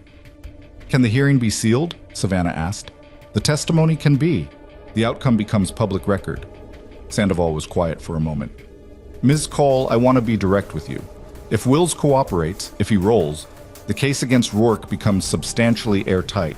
But Wills cooperating means he will need to implicate Hensley and Rourke in specific terms, which means he faces his own consequences. People in that position often don't make clean decisions." "What does he lose if he doesn't cooperate?" she said. "Potentially everything. Criminal liability for the false documentation, civil liability for the suppressed complaint. His gym, his certifications, his standing." A beat. "He's going to lawyer up before Monday, but he already knows what we have, or he wouldn't be as unsettled as Quinn describes." She thought about the hands that weren't steady on the desk. "He's scared," she said. "Good," Sandoval said. "Scared people make decisions." After the call, she drove home. She changed out of her training clothes, made food she mostly didn't eat, and sat at her kitchen table with a notepad and wrote down everything she could remember about every interaction she'd had with Garrett Wills since her first day at the gym. Every small moment where he'd had the chance to intervene and hadn't. Every time he'd looked away at the right moment. She wrote it in clinical, sequential terms, the way she wrote incident reports at the hospital. And she didn't editorialize, and she did not allow herself to feel the full magnitude of it until she'd finished and set the pen down. Then she felt it. It was a specific kind of anger, not hot, not explosive, but the kind that was structural, that changed the shape of things. She'd walked into that gym carrying the full weight of a carefully maintained quietness, and the person who was supposed to make it a safe place to learn had been actively making it the opposite. Not out of cruelty, maybe. Probably out of cowardice, which was its own thing, but the outcome was the same. She looked at what she'd written. 6 pages, both sides. She photographed each page and emailed it to Sandoval. Then she went to bed. She lay in the dark and did the breathing she'd learned in a different life, in a different context, because it was the thing that worked, and she'd stopped being precious about where it came from. She slept. Garrett Wills retained a defense attorney by Sunday morning. Quinn learned this through Sandoval, who passed it along without commentary, which was itself a commentary. The attorney was local, mid-tier, not the kind of representation you hired if you thought you were fully covered. Sandoval interviewed Wills on Monday at 2 p.m. Savannah was at work during the interview. She ran a shift that included a sepsis case that took 4 hours to stabilize and 2 pediatric intakes that required simultaneous management, and she was at a terminal doing documentation at 4:30 when her phone buzzed with a text from Quinn. "He's talking." She read it twice, went back to her documentation, finished the notes. She called Quinn during her dinner break, standing outside the emergency entrance in the cold, with her lanyard tucked into her chest pocket. "How much?" she asked. "Enough. He confirmed the documentation for the use of force reviews was shaped by information Rourke gave him directly, which he then presented to Hensley as independent verification. He also confirmed he received the original complaint from the woman who filed it internally, a woman named Dory Marsh, and told her he'd submitted it to the district board while actually holding it. The name landed, Dory Marsh, another name now attached to the damage. Dory Marsh needs to know, Savannah said. Sandoval's already reached out. She leaned against the hospital exterior. The emergency bay lights were orange and steady, and above the city, the sky had gone fully dark. What does he get for cooperating? Reduced charges. He's not walking away clean. The false documentation alone carries professional consequences that his attorney can't make disappear. He'll lose the gym's certification, possibly the gym itself, depending on the civil liability from Dory Marsh's suppressed complaint. Good, she said, and she meant it without satisfaction. It wasn't the good of someone who wanted to watch someone fall. It was the good of someone who understood that consequences had to be proportional to be real. There's more, Quinn said. The connection between Wills and Rourke goes further back than the reviews.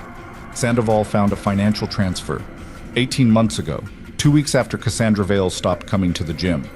Rourke transferred $1,200 to a private account connected to the gym's operating expenses. He paused. It's not definitively a payment for silence, but it's not nothing, and in context, it's a significant problem for Rourke's defense. $1,200. The price of someone's silence had been $1,200. She thought about Cassandra Vale in her thin coat, carrying her science fair bag, saying I couldn't be the person who didn't. What happens to the civil suit? Savannah asked. His attorney filed it in civil court, so it has its own timeline. But if the departmental hearing finds against Rourke, and with Wills's cooperation plus 3 witnesses, Sandoval thinks they will, the defamation claim becomes untenable. You cannot sustain a defamation suit when the underlying claims have been substantiated in a formal proceeding. He paused. Savannah, it's going to take time. This next 2 weeks is going to be... I know, she said. It's going to be a lot. I know, Quinn. She pushed off the wall. I've been managing a lot for a long time. I'm going to go finish my shift. Okay? Thank you, she said. For calling Sandoval when you did. For sitting on that bench the first night instead of walking past. He was quiet for a moment.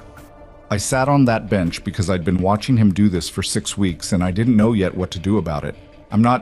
It wasn't some clean decision. I know, she said. That's why I'm thanking you. She went back inside.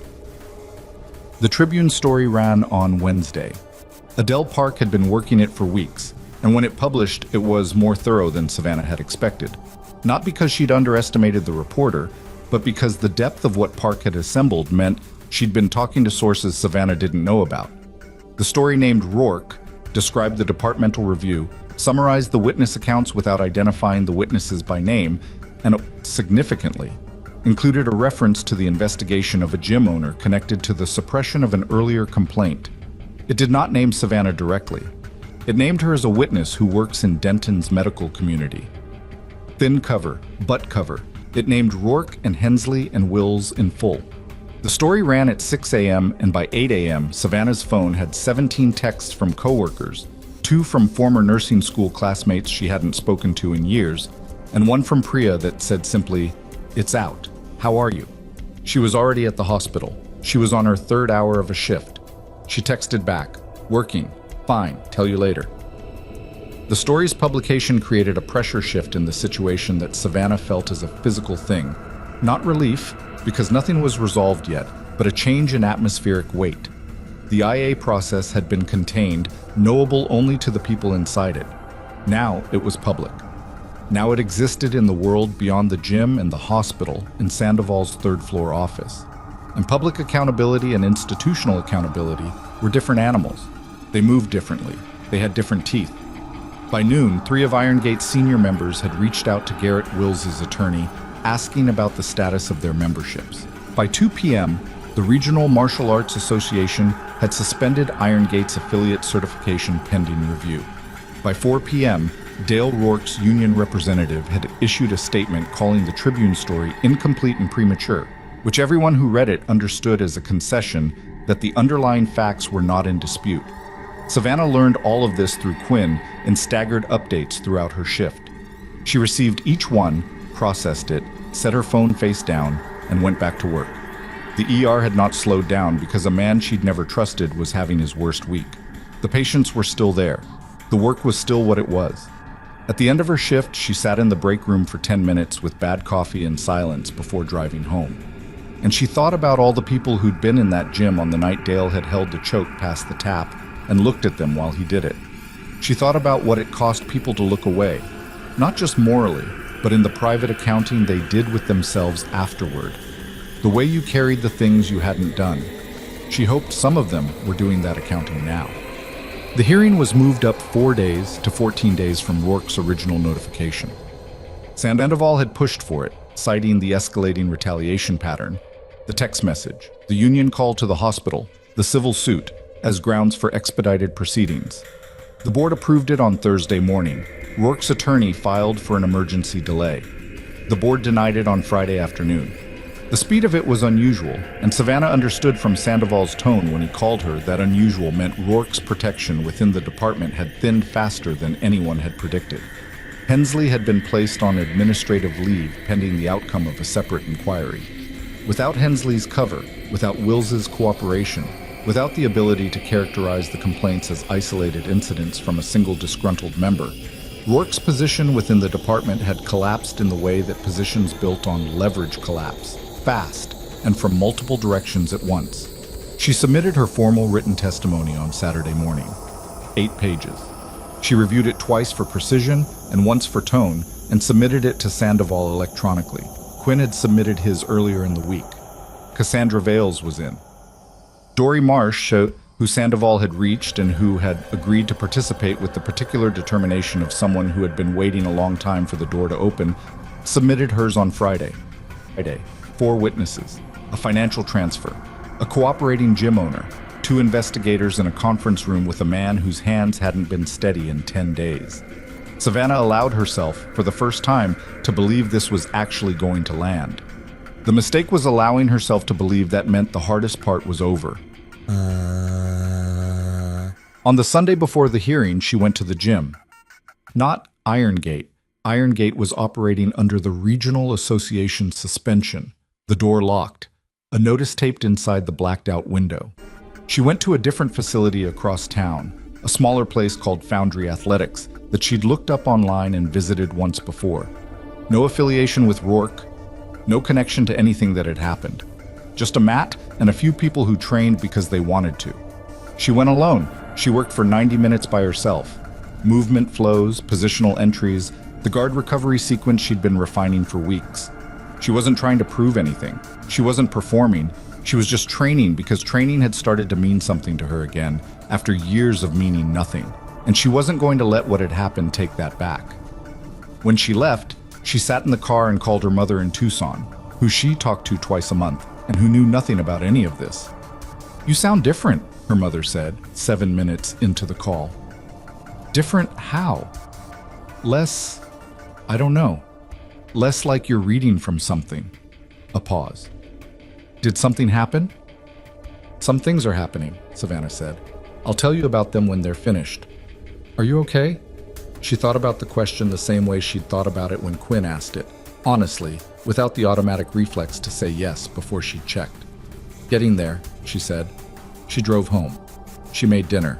She reviewed her testimony one more time, not because she needed to change anything, but because the act of reading it in her own words did something important. It reminded her that what she'd written was exactly what had happened, and that exactness was the thing she'd hold on to when the hearing room was full of people whose job was to cast doubt on it. She was washing dishes when her phone buzzed on the counter. She picked it up expecting Quinn or Sandoval. It was an email. The sender was a name she didn't recognize, a personal Gmail address, no surname, the display name just Lena. The subject line, "I was there before you." She stood at the kitchen sink with water still running over her hands and opened it. "I was a member at Irongate 3 years ago. I saw your name in the Tribune story. I didn't come forward because I didn't think it would change anything. I'm still not sure. But I need you to know there are more of us than you think, and what you're doing matters. I have records from my time at the gym. Texts, a photo of a bruise with a date stamp, a voicemail I saved because I didn't know why at the time. I never showed them to anyone. If it helps, they're yours. Savannah turned off the faucet. She stood at the kitchen sink in the quiet and read the email twice more. Then she picked up her phone and called Sandoval directly, not by text, because this was not a text situation. He answered on the second ring. "There's a fifth witness," she said. A long pause. "Tell me," he said. She told him. When she finished, there was another pause, longer this time. She heard him set something down on a desk. She heard the faint sound of a chair adjusting. "A photo with a date stamp," he said. "How long ago?" 3 years, according to the email. She said she has texts and a voicemail. "Does she have a lawyer?" "She said she found me through the Tribune story. I don't know anything else about her." Sandoval was quiet for another moment. When he spoke, his voice had the quality of someone doing rapid structural calculations. "If the photograph is time-stamped 3 years ago, it predates the earliest incident in our current file by 18 months. It potentially establishes a longer pattern than we've documented." He paused. "Ms. Cole, this changes the scope." "I know," she said. "I need to speak to her before the hearing. I need to verify the records. If they're what she describes..." He stopped himself. "Forward me the email, tonight." She forwarded it. She went back to the sink and finished the dishes, hands in the hot water, her mind doing the thing it did when a situation shifted and she had to catch up with the new shape of it. A fifth witness. 3 years of records. A date stamp that made everything that had been framed as a pattern into something that could be framed as a practice. Long, deliberate, consistent. The kind of practice that destroyed the possibility of "I didn't know what I was doing" as a defense. She thought about Dale Rourke sitting somewhere tonight, knowing the hearing was in 7 days, knowing Wills had cooperated, knowing Hensley was on administrative leave, knowing the Tribune had run the story. She thought about what that felt like, not with satisfaction, but with the analytical clarity of someone who understood pressure systems. He'd spent years building a structure in which his behavior had no consequences. That structure was coming apart, and the speed of it would be disorienting in a specific way that made people do specific things. She thought about Quinn's words from 2 weeks ago. "It's going to get significantly worse before the board convenes." She'd believed him then. She still believed him now. Because there was a version of this, a version she could see clearly, where the evidence held, where the hearing went forward, where the board found what the evidence showed, where the civil suit collapsed. And there was another version. The version where a man with 12 years on the police force, a union rep, a remaining network of professional relationships, and 7 days until a hearing that would end his career. The version where that man decided that worse meant something she hadn't anticipated. She dried her hands. She turned off the kitchen light. She walked to her front window and looked at the street, which was quiet and lit by the orange street lamps and completely ordinary. Her phone buzzed. Unknown number, Colorado area code. Not the same Relay app number as before. Different origination, different format. One photo, no text. She opened it. It was a photograph of her car, specifically her license plate visible, parked in the Foundry Athletics lot. The timestamp in the corner read 11:47 a.m. today. She had been alone in that gym. She had told no one she was going. She had never been to Foundry Athletics before today and had no public connection to it. He had followed her there, or someone working for him had. She stood at her window with the phone in her hand and the blood moving fast and cold through her chest. And she understood with clinical precision that this was not a threat the way the text had been a threat. Impulsive, traceable, legally stupid. This was something constructed. Something sent by someone who had decided that the evidence accumulating against him was less dangerous than the possibility of her walking into that hearing room. She called Quinn. He picked up before the first ring finished. "I just got a photo," she said. "My car at a gym I went to this morning. Nobody knew I was there. It's time-stamped from today." A pause. Short, but dense. "Don't open your door tonight," Quinn said. "Don't go outside. I'm calling Sandoval now on the other line. Stay on with me." She backed away from the window. "Quinn," she said. "He had someone watching me." "Yes." "This morning, while I was just training." "Yes."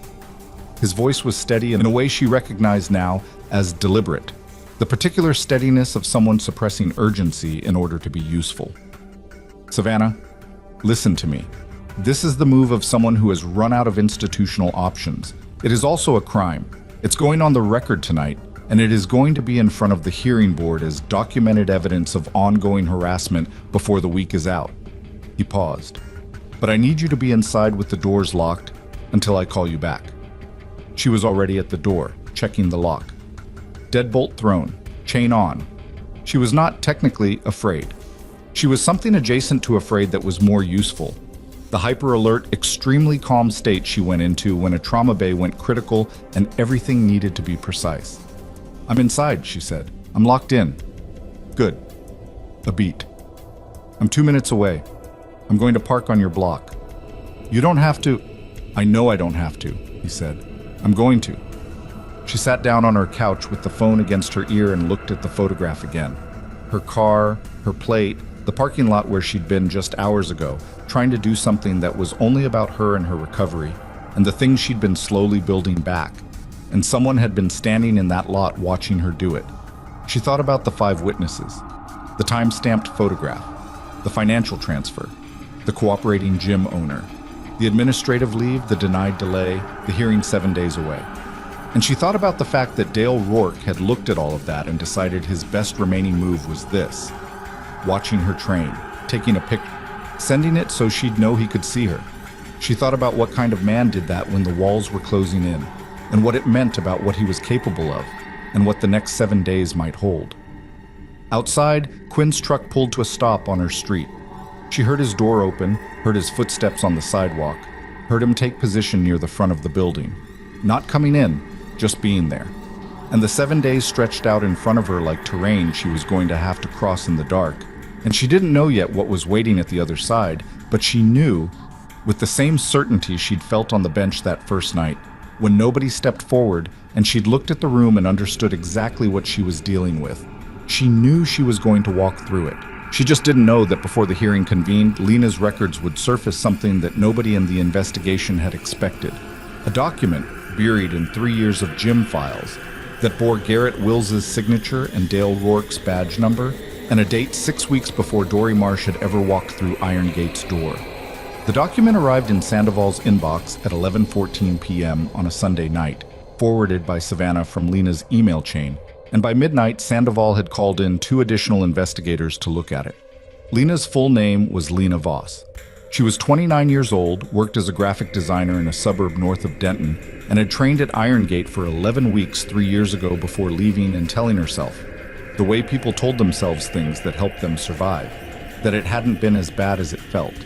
She'd kept the records, the texts, the voicemail, the photograph with the date stamp, in a folder on an external hard drive that she'd moved from apartment to apartment without opening.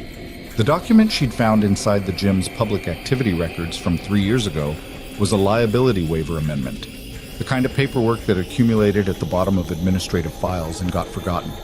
It was a modification to the standard training injury clause, narrowing the definition of reportable incidents in a way that was specific and technical and, to someone without legal training, nearly invisible. The modification reduced the scope of what Iron Gate was contractually required to report to the Regional Martial Arts Association by approximately 70%. It bore Garrett Wills's signature on the owner line. It bore Dale Rourke's badge number in the field marked Reviewing Authority, a field that had no business existing on a private gym's waiver document, and whose presence meant that at some point, 3 years ago, a Denton police officer had been formally connected to the administrative structure of a civilian training facility in a way that created a protected channel for incidents to disappear. This was not sloppy corruption. This was architecture. Sandoval called Savannah at 7 a.m. Monday. "We're moving the hearing to Wednesday," he said. "I've already spoken to the board chair. Given the new evidence and the ongoing harassment, the photograph, the unknown number, there's no justification for waiting." "Wednesday," she said. "That's 2 days." "I know. Are you ready?" She was sitting at her kitchen table with coffee she'd been holding for 10 minutes without drinking. Outside, the morning was gray and still, the street empty. Quinn's truck had been parked at the end of her block until 3 a.m., and she'd watched it leave from her window and then gone to sleep with the particular exhausted clarity of someone who had stopped fighting the weight of a situation and simply accepted that carrying it was the job right now. "Yes," she said. "I'm ready." The board will have the liability document before they convene. Combined with Wills's cooperation, Hensley's phone records, the witness testimonies, and the documented harassment timeline. Dale Rourke is walking into that hearing without a functional defense. He paused. His attorney knows it. They filed for a continuance this morning. We're opposing it. Good, she said. The civil suit, Sandoval continued. Once the board issues a finding of sustained misconduct, his defamation claim dissolves. He cannot simultaneously be found to have committed the acts your testimony describes and claim you defamed him by describing them. His attorney will likely advise withdrawal before it gets that far. She nodded to herself. And Wills? He's entered a formal cooperation agreement. He'll testify before the board and answer questions from the review panel. His attorney negotiated reduced professional sanctions in exchange for full disclosure. A pause. He's not walking away from this, Savannah. None of them are. After she hung up, she sat for another few minutes. Then she poured the cold coffee into the sink, made fresh, and called Priya. Wednesday, she said when Priya answered. I'm taking the morning off, Priya said immediately. Don't argue with me. I wasn't going to. Are you okay? Getting closer, Savannah said. She went to work Monday and Tuesday and did her job with the same precision she always brought to it, because the shift didn't care about her personal situation and the patients didn't either, which was something she'd always found grounding rather than depressing. In a trauma bay, the stakes were immediate and concrete, and that concreteness was its own kind of relief. You knew exactly what you were dealing with. You knew what the tools were. You knew what success looked like. She preferred clarity to ambiguity. She always had. On Tuesday evening, Quinn met her in the Foundry Athletics parking lot. She'd asked him to, specifically, because she wasn't going to let the photograph be the last association she had with that place. And they trained for an hour. No discussion of the hearing, no strategy, just drilling, movement, the physical vocabulary of two people who'd been learning each other's habits for months. At the end, sitting on the mat with water and the quiet of an emptying gym, he said, "How's your neck?" The neck he'd asked about was the one Dale had cranked during the drilling round back in November. She'd had some residual stiffness for 3 weeks after that, which she'd managed and hadn't mentioned to anyone. Fine, she said. Mostly. He nodded. You should have told me when it happened. I know. She looked at her water bottle. I was still trying to manage things quietly at that point. Yeah. He looked at his hands for a moment. For what it's worth, I was doing the same thing, for longer than I should have. She looked at him. The situation with Garrett, he said. I knew something was wrong with the way the gym was run before I knew what it was. I could have pushed sooner, gotten to Sandoval sooner. I wasn't making excuses. He was cataloging a fact about himself with the same flatness he brought to everything. It would have mattered. It mattered when you did it, she said. Maybe. It mattered, she repeated, because she meant it, and because he was the kind of person who needed things said plainly rather than generously. He looked at her. You're better than when you started. I know, she said, at the gym, but also, generally. She thought about that, about the woman who'd driven past this building 6 times before stopping, about the 2-inch scar on her forearm and the flinching at raised voices and the 9-year architecture of careful smallness she'd built and lived inside. Yeah, she said, I know that too. They left separately. She drove home and set out what she was going to wear to the hearing and went to bed at 10 p.m. and lay awake until 11:30 and then finally slept, the way you slept before things that mattered. Not deeply, not easily, but enough. The Denton Police Department's review board convened at 9 a.m. on a Wednesday in December in a conference room on the 4th floor of the administrative building. The room seated 30.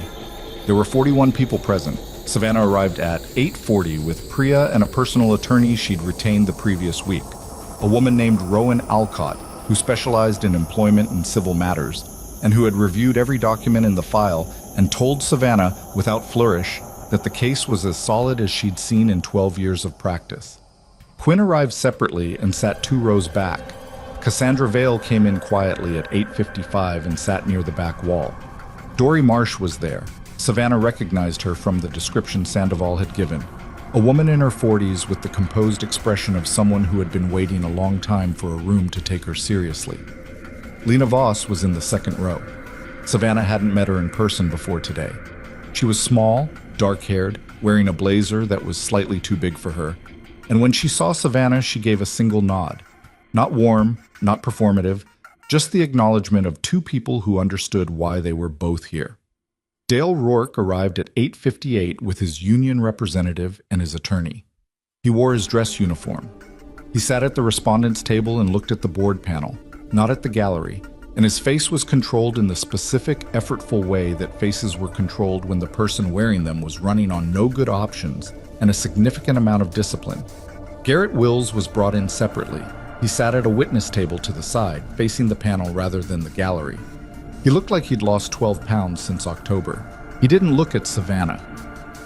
The board chair, a deputy commissioner named Hartwell, who Sandoval had described as thorough and unsentimental, opened the proceedings at 9:02 and outlined the scope of the hearing in language that was formal and efficient. He noted the panel had reviewed all submitted documentation prior to convening. He noted that testimony would be sworn.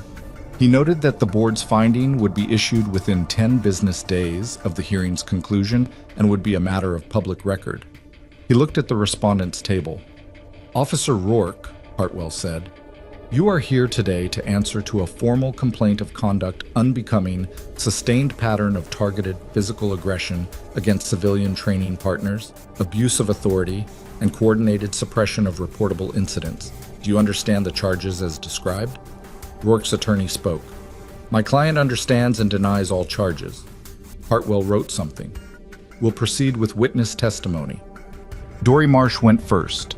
She was composed in the way that people were composed when they'd rehearsed their composure because they knew they'd need it. Not detached, but managed. She described what had happened to her at Iron Gate 2 years ago in clear chronological terms. She described filing the internal complaint with Garrett Wills. She described being told, 3 days later, that the complaint had been submitted to the regional board for review. She described waiting for a response that never came, calling the regional board 6 weeks later, and being told they had no record of any complaint from her. The room was very quiet. She described making the decision not to push further because she hadn't believed it would change anything. And she said that with the particular honesty of someone who'd decided that shame about a past decision was less important than accuracy. "Do you know now what happened to your complaint?" the panel's questioner asked. "Yes," Dory Marsh said. "Mr. Wills told the regional board's inquiry that he had submitted it. He had not. He held it and represented to me that it had been submitted, which was false." "And at the time you filed, were you aware of any connection between Mr. Wills and Officer Rourke beyond the gym context?" "No," she said. "I wasn't aware of any of it." Cassandra Vale testified second. She was precise and specific, and when she was asked how she felt about coming forward now, she said, "I feel like I should have done it 3 years ago, and I also understand why I didn't, and I'm trying to hold both of those things without letting either one cancel the other out." The questioner didn't quite know what to do with that, and wrote it down. Lena Voss testified third. She'd been the first chronologically, 3 years ago, before any of the others, and the liability document she'd found in the archived gym records had been entered into evidence the previous morning. When the panel asked her to describe the circumstances of her finding it, she explained that she'd kept a personal copy of all paperwork she'd signed during her gym membership, and that she'd reviewed it after seeing the Tribune article. The waiver amendment had been included in her intake packet, which meant Wills had incorporated it into standard membership documents, at least as far back as her enrollment. The panel questioner looked at the board chair. Something passed between them that Savannah couldn't read but understood was significant. When Lena stepped down, Rourke's attorney requested a 15-minute recess. Hartwell gave him 5. Savannah sat in the gallery and breathed and did not look at Rourke's table. Priya leaned over. "You okay?" "Yes," Savannah said, and this time she was. Savannah testified fourth. She walked to the witness chair and sat down and took the sworn affirmation and looked at the panel rather than at the room. She'd been in enough high-stakes environments to know that the audience was noise and the task was the only thing that mattered. The task was accuracy. The task was telling exactly what she'd seen and felt and known, without embellishment, without performance, without allowing the weeks of accumulated pressure to make her reach for something more dramatic than the truth. She described October. She described the choke. She described the signals, hand, heel. and she described the timeline, which she'd memorized because she was a nurse, and timing was something she tracked automatically in situations where it mattered. She described leaving the mat. She described coming back because she thought that part was important, that she had chosen to come back, and what that had taken and what it had meant. She described the neck crank. She described Dale's conversation with her after the new evidence about his behavior had entered the system, and the way it had been constructed to test her. She described the HR call to Denton General and the union's attempt to use her employer as leverage. She described the text message at 2:47 a.m. She described the photograph of her car. When she finished, the hearing room was quiet in a way that was different from the quiet at the beginning. The panel questioner said, "Ms. Cole, you have a background that includes embedded contract work with military units overseas, is that correct?" "Yes," she said. "During the events you've described, did you use any of that training background to physically respond to Officer Rourke in any way?" "No," she said. "Why not?" She thought about how to answer that honestly. Because he needed to be accountable, not just stopped. Physical response would have ended the immediate situation and left everything that created it intact. She paused. "I know the difference between stopping something and resolving it. I wanted it resolved."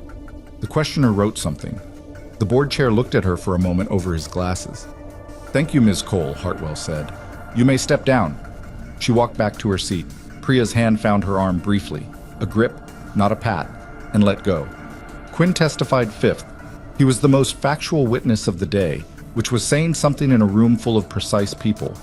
He described his background without being asked.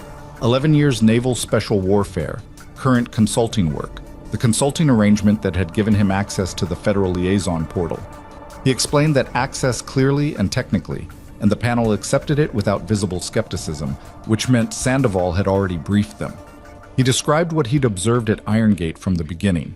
He described the complaint he'd filed and the reasons he'd filed it when he did. He described the subsequent harassment pattern with a timeline accuracy that was nearly documentary. When he was asked why he'd chosen to step in that first night, when Savannah had been on the bench after the chokehold and the room had been doing nothing, he said, "Because the standard response, looking away, deciding it was someone else's problem. I'd seen where that ends. I wasn't going to add to a room full of people who were going to feel bad about it later." It wasn't a speech. It was just an answer. But it sat in the room differently than the other answers had. Garrett Wills testified last, before the respondent had his opportunity to address the board. He sat in the witness chair with his hands on his knees and looked at the panel rather than at Rourke's table, which Savannah noted. He was cooperating, but cooperating under the terms of a negotiated agreement, which was a different thing from integrity. She wasn't going to give him more credit than that, but she was going to let what he said stand on its own, because it did. He described 3 years of escalating complicity. He described the first time Rourke had asked him for a favor, a small thing, a scheduling accommodation, the kind of thing that was easy to say yes to and built a pattern. He described how the favors had grown in scope, how the liability waiver amendment had been Rourke's suggestion, framed as legal risk management, and how Wills had signed it without fully understanding its implications, and then later fully understood them and said nothing, because by then he was already inside a structure he didn't know how to get out of. "I made a choice at the beginning that felt small," he said. "And then I spent 3 years making the same choice in bigger and bigger versions because stopping would have required admitting what I'd already done." He looked at the table in front of him. His voice was flat, not emotional, because he wasn't performing contrition. He was just describing a mechanism. "I buried Dory Marsh's complaint because Rourke asked me to, and I couldn't see a path where I said no without it becoming something that took me down with him." He stopped. "I know that's not a justification. I'm not offering it as one." Hartwell looked at him for a long moment. "Mr. Wills, the board has no further questions." Rourke's attorney spent 40 minutes presenting his client's version. It was technically executed and changed nothing. The evidence was what it was. The witnesses were what they were. The liability document existed. The timeline of phone calls existed.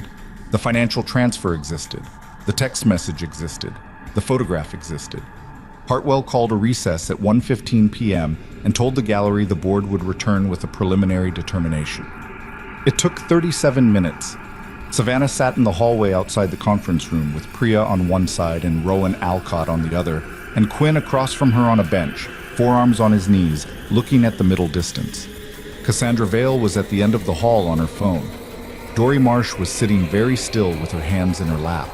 And Savannah looked at her once and thought about all the months that woman had carried an unanswered complaint. And the particular weight of that, the specific kind of being unheard that isn't just silence, but is silence that was manufactured by people who should have been listening.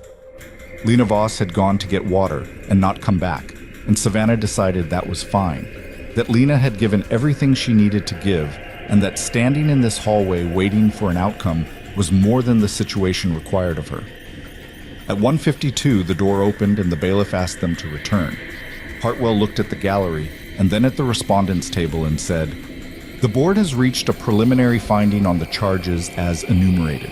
On the charge of conduct unbecoming, sustained. On the charge of sustained pattern of targeted physical aggression against civilian training partners, sustained. On the charge of abuse of authority, sustained. On the charge of coordinated suppression of reportable incidents, with specific reference to the documented connection to Mr. Wills and Captain Hensley, sustained." He set the paper down. "Officer Rourke, the board's preliminary finding is a recommendation of termination of employment with the Denton Police Department. This recommendation will be submitted to the Commissioner's office within 10 business days. Pending final determination, your suspension with pay is extended." He looked at the table. "You are dismissed from these proceedings." Rourke's attorney stood and said something about an appeal process. Hartwell acknowledged it without engaging it. Dale Rourke stood from the respondent's table. He was controlled. She'd give him that. The discipline of a man who'd trained his face for 12 years not to break in professional settings. He gathered his jacket. He walked toward the door. He passed the gallery.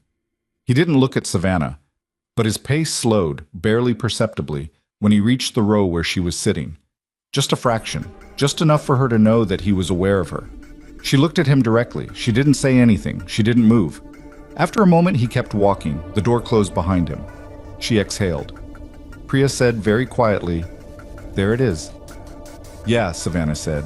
"There it is." The civil suit was withdrawn 11 days later. Rourke's attorney filed the withdrawal without comment. Rowan Alcott called Savannah to tell her and waited for a response. "Okay," Savannah said. "That's it?" Alcott said. "That's it," Savannah said. "Thank you for everything." The Commissioner's office issued the formal termination order 19 days after the hearing. It was 3 paragraphs and a signature, and it was a matter of public record. And the Tribune ran a follow-up story that included a quote from Sandoval describing the investigation as a demonstration of what witness cooperation could accomplish against entrenched misconduct. He didn't name any of the witnesses by name. He didn't need to.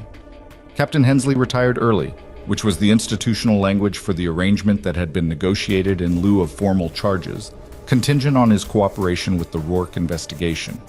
He lost his pension enhancement. He kept his base pension. Savannah thought about that arrangement and felt something that wasn't satisfaction, more like the recognition that systems were imperfect and justice was frequently approximate, and that approximate justice was still better than none, and that she was going to have to be okay with that because the alternative was a standard no real situation could meet. Garrett Wills lost Iron Gate's certification permanently. The civil suit brought by Dory Marsh was settled in mediation 6 weeks later. The terms were sealed, but Dory's attorney released a statement saying her client was satisfied. Iron Gate's building was listed for lease before the end of December. Savannah drove past it once, in January, and looked at the blacked-out windows with the notice taped inside, and felt nothing particular about the building itself. It was just a building. The notation in her Denton General HR file was removed formally 2 weeks after the hearing. Dr. Fitch sent her an email that said, "Notation expunged. See you on shift. MF." Which was, Savannah understood, as warm as Fitch got, and she appreciated it in exactly those terms. In February, she started assisting with instruction at Foundry Athletics. It wasn't a formal role. The head instructor there, a woman named Sable, who'd competed at the national level for 8 years before her knee had made that a different kind of ambition, had watched Savannah train for 2 months and asked if she'd be willing to work with the newer members on Thursday evenings. Savannah had said yes before she'd finished thinking about whether to say yes, which told her something. She wasn't the polished version of an instructor. She forgot to demonstrate on both sides. She sometimes corrected something in a student and then second-guessed the correction out loud, which confused people until she explained that the out-loud second-guessing was part of the learning. She wasn't natural at the pep talk aspects of coaching, didn't reach for encouragement instinctively, had to remind herself that people needed it. But she was precise, and she was honest, and when she told a student something was wrong, she also told them specifically what right looked like. And after 6 weeks, Sable told her she had better student retention than any other assistant instructor she'd worked with. "Why do you think that is?" Sable asked. Savannah thought about it. "I don't perform authority at them," she said. "I just tell them what I know." She still worked nights at Denton General. She still triaged chest pains and managed complicated intakes and supervised residents through first intubations. She still went home sometimes with her feet hurting and her brain still running the shift's decision tree, even after she'd handed off. She still had nights where the accumulated weight of what had happened, not the events, but the subtler thing, the years of constructed smallness before them, came back in the specific, uninvited way that things came back when you'd stopped running from them. She was working on that, not fixing it. Working on it, which was different. Quinn had taken on a more formal role with Sandoval's division, consulting work, the details of which she understood in outline rather than specificity, and which she didn't ask about beyond what he offered. He trained at Foundry most Saturday mornings. They drilled together when schedules aligned, which was not as often as either of them probably would have arranged it if they'd been the kind of people who arranged things directly.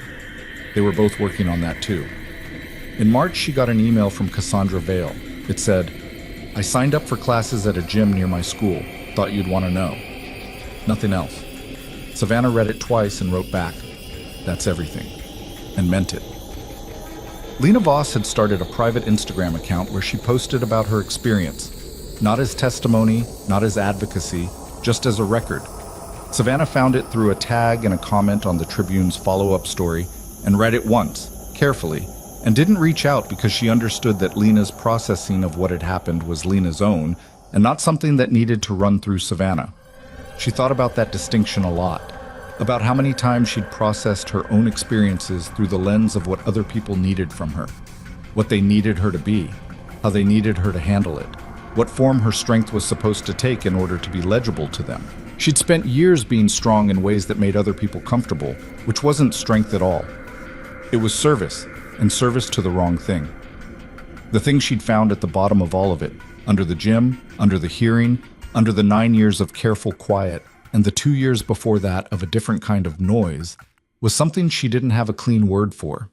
Not resilience, which was a word people used when they wanted to say she survived without saying she was hurt. Not courage, which implied she hadn't been afraid, and she had been. Specifically, precisely afraid in ways she could catalog.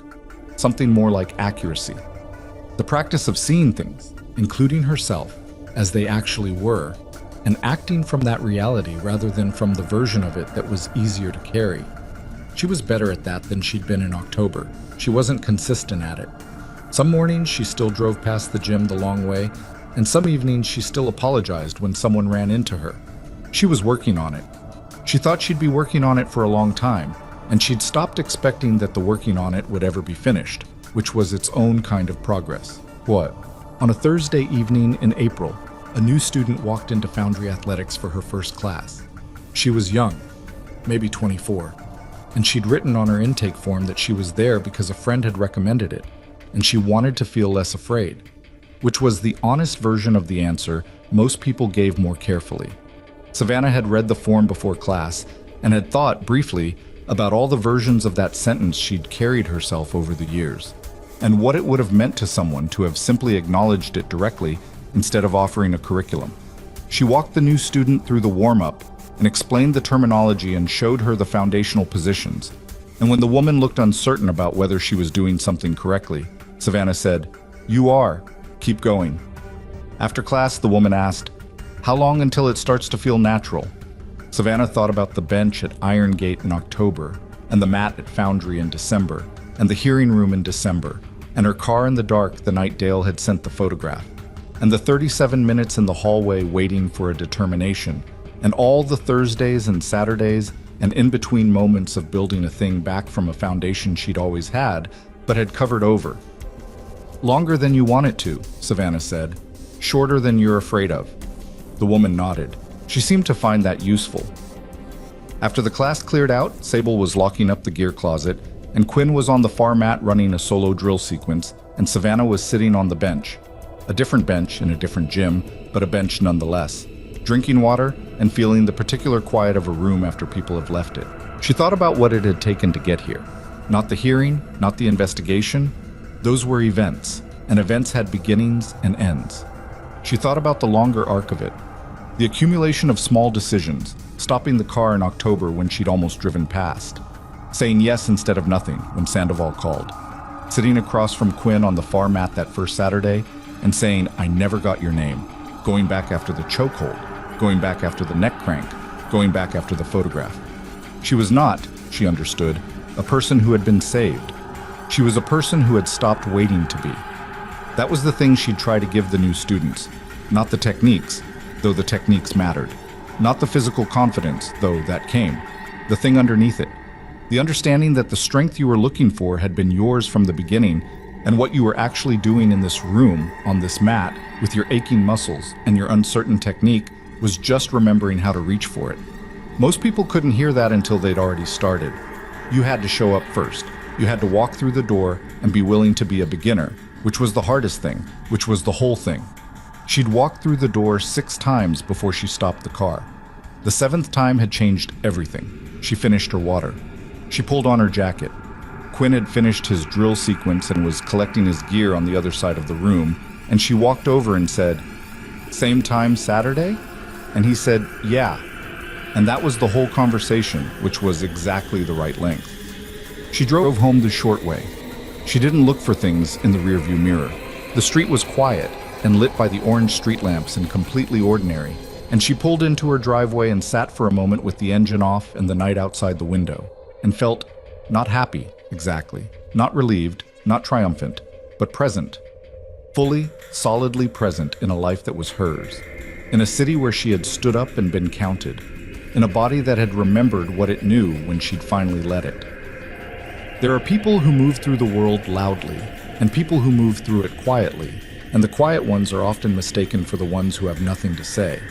What nobody tells you is that sometimes the quietest people in the room are quiet, because they're carrying the weight of everything they've already done, and they don't need you to know about it. They don't need the credit. They don't need the recognition. They just need the room. And when someone finally makes space for them, when someone finally steps back and says she was always capable of this, we just never stopped assuming otherwise. What you discover is not a surprise. What you discover is simply what was true the whole time. Savannah Cole had known what she was capable of since before she walked into that gym. She just needed to stop apologizing for it. She got out of the car, walked to her front door, and went inside.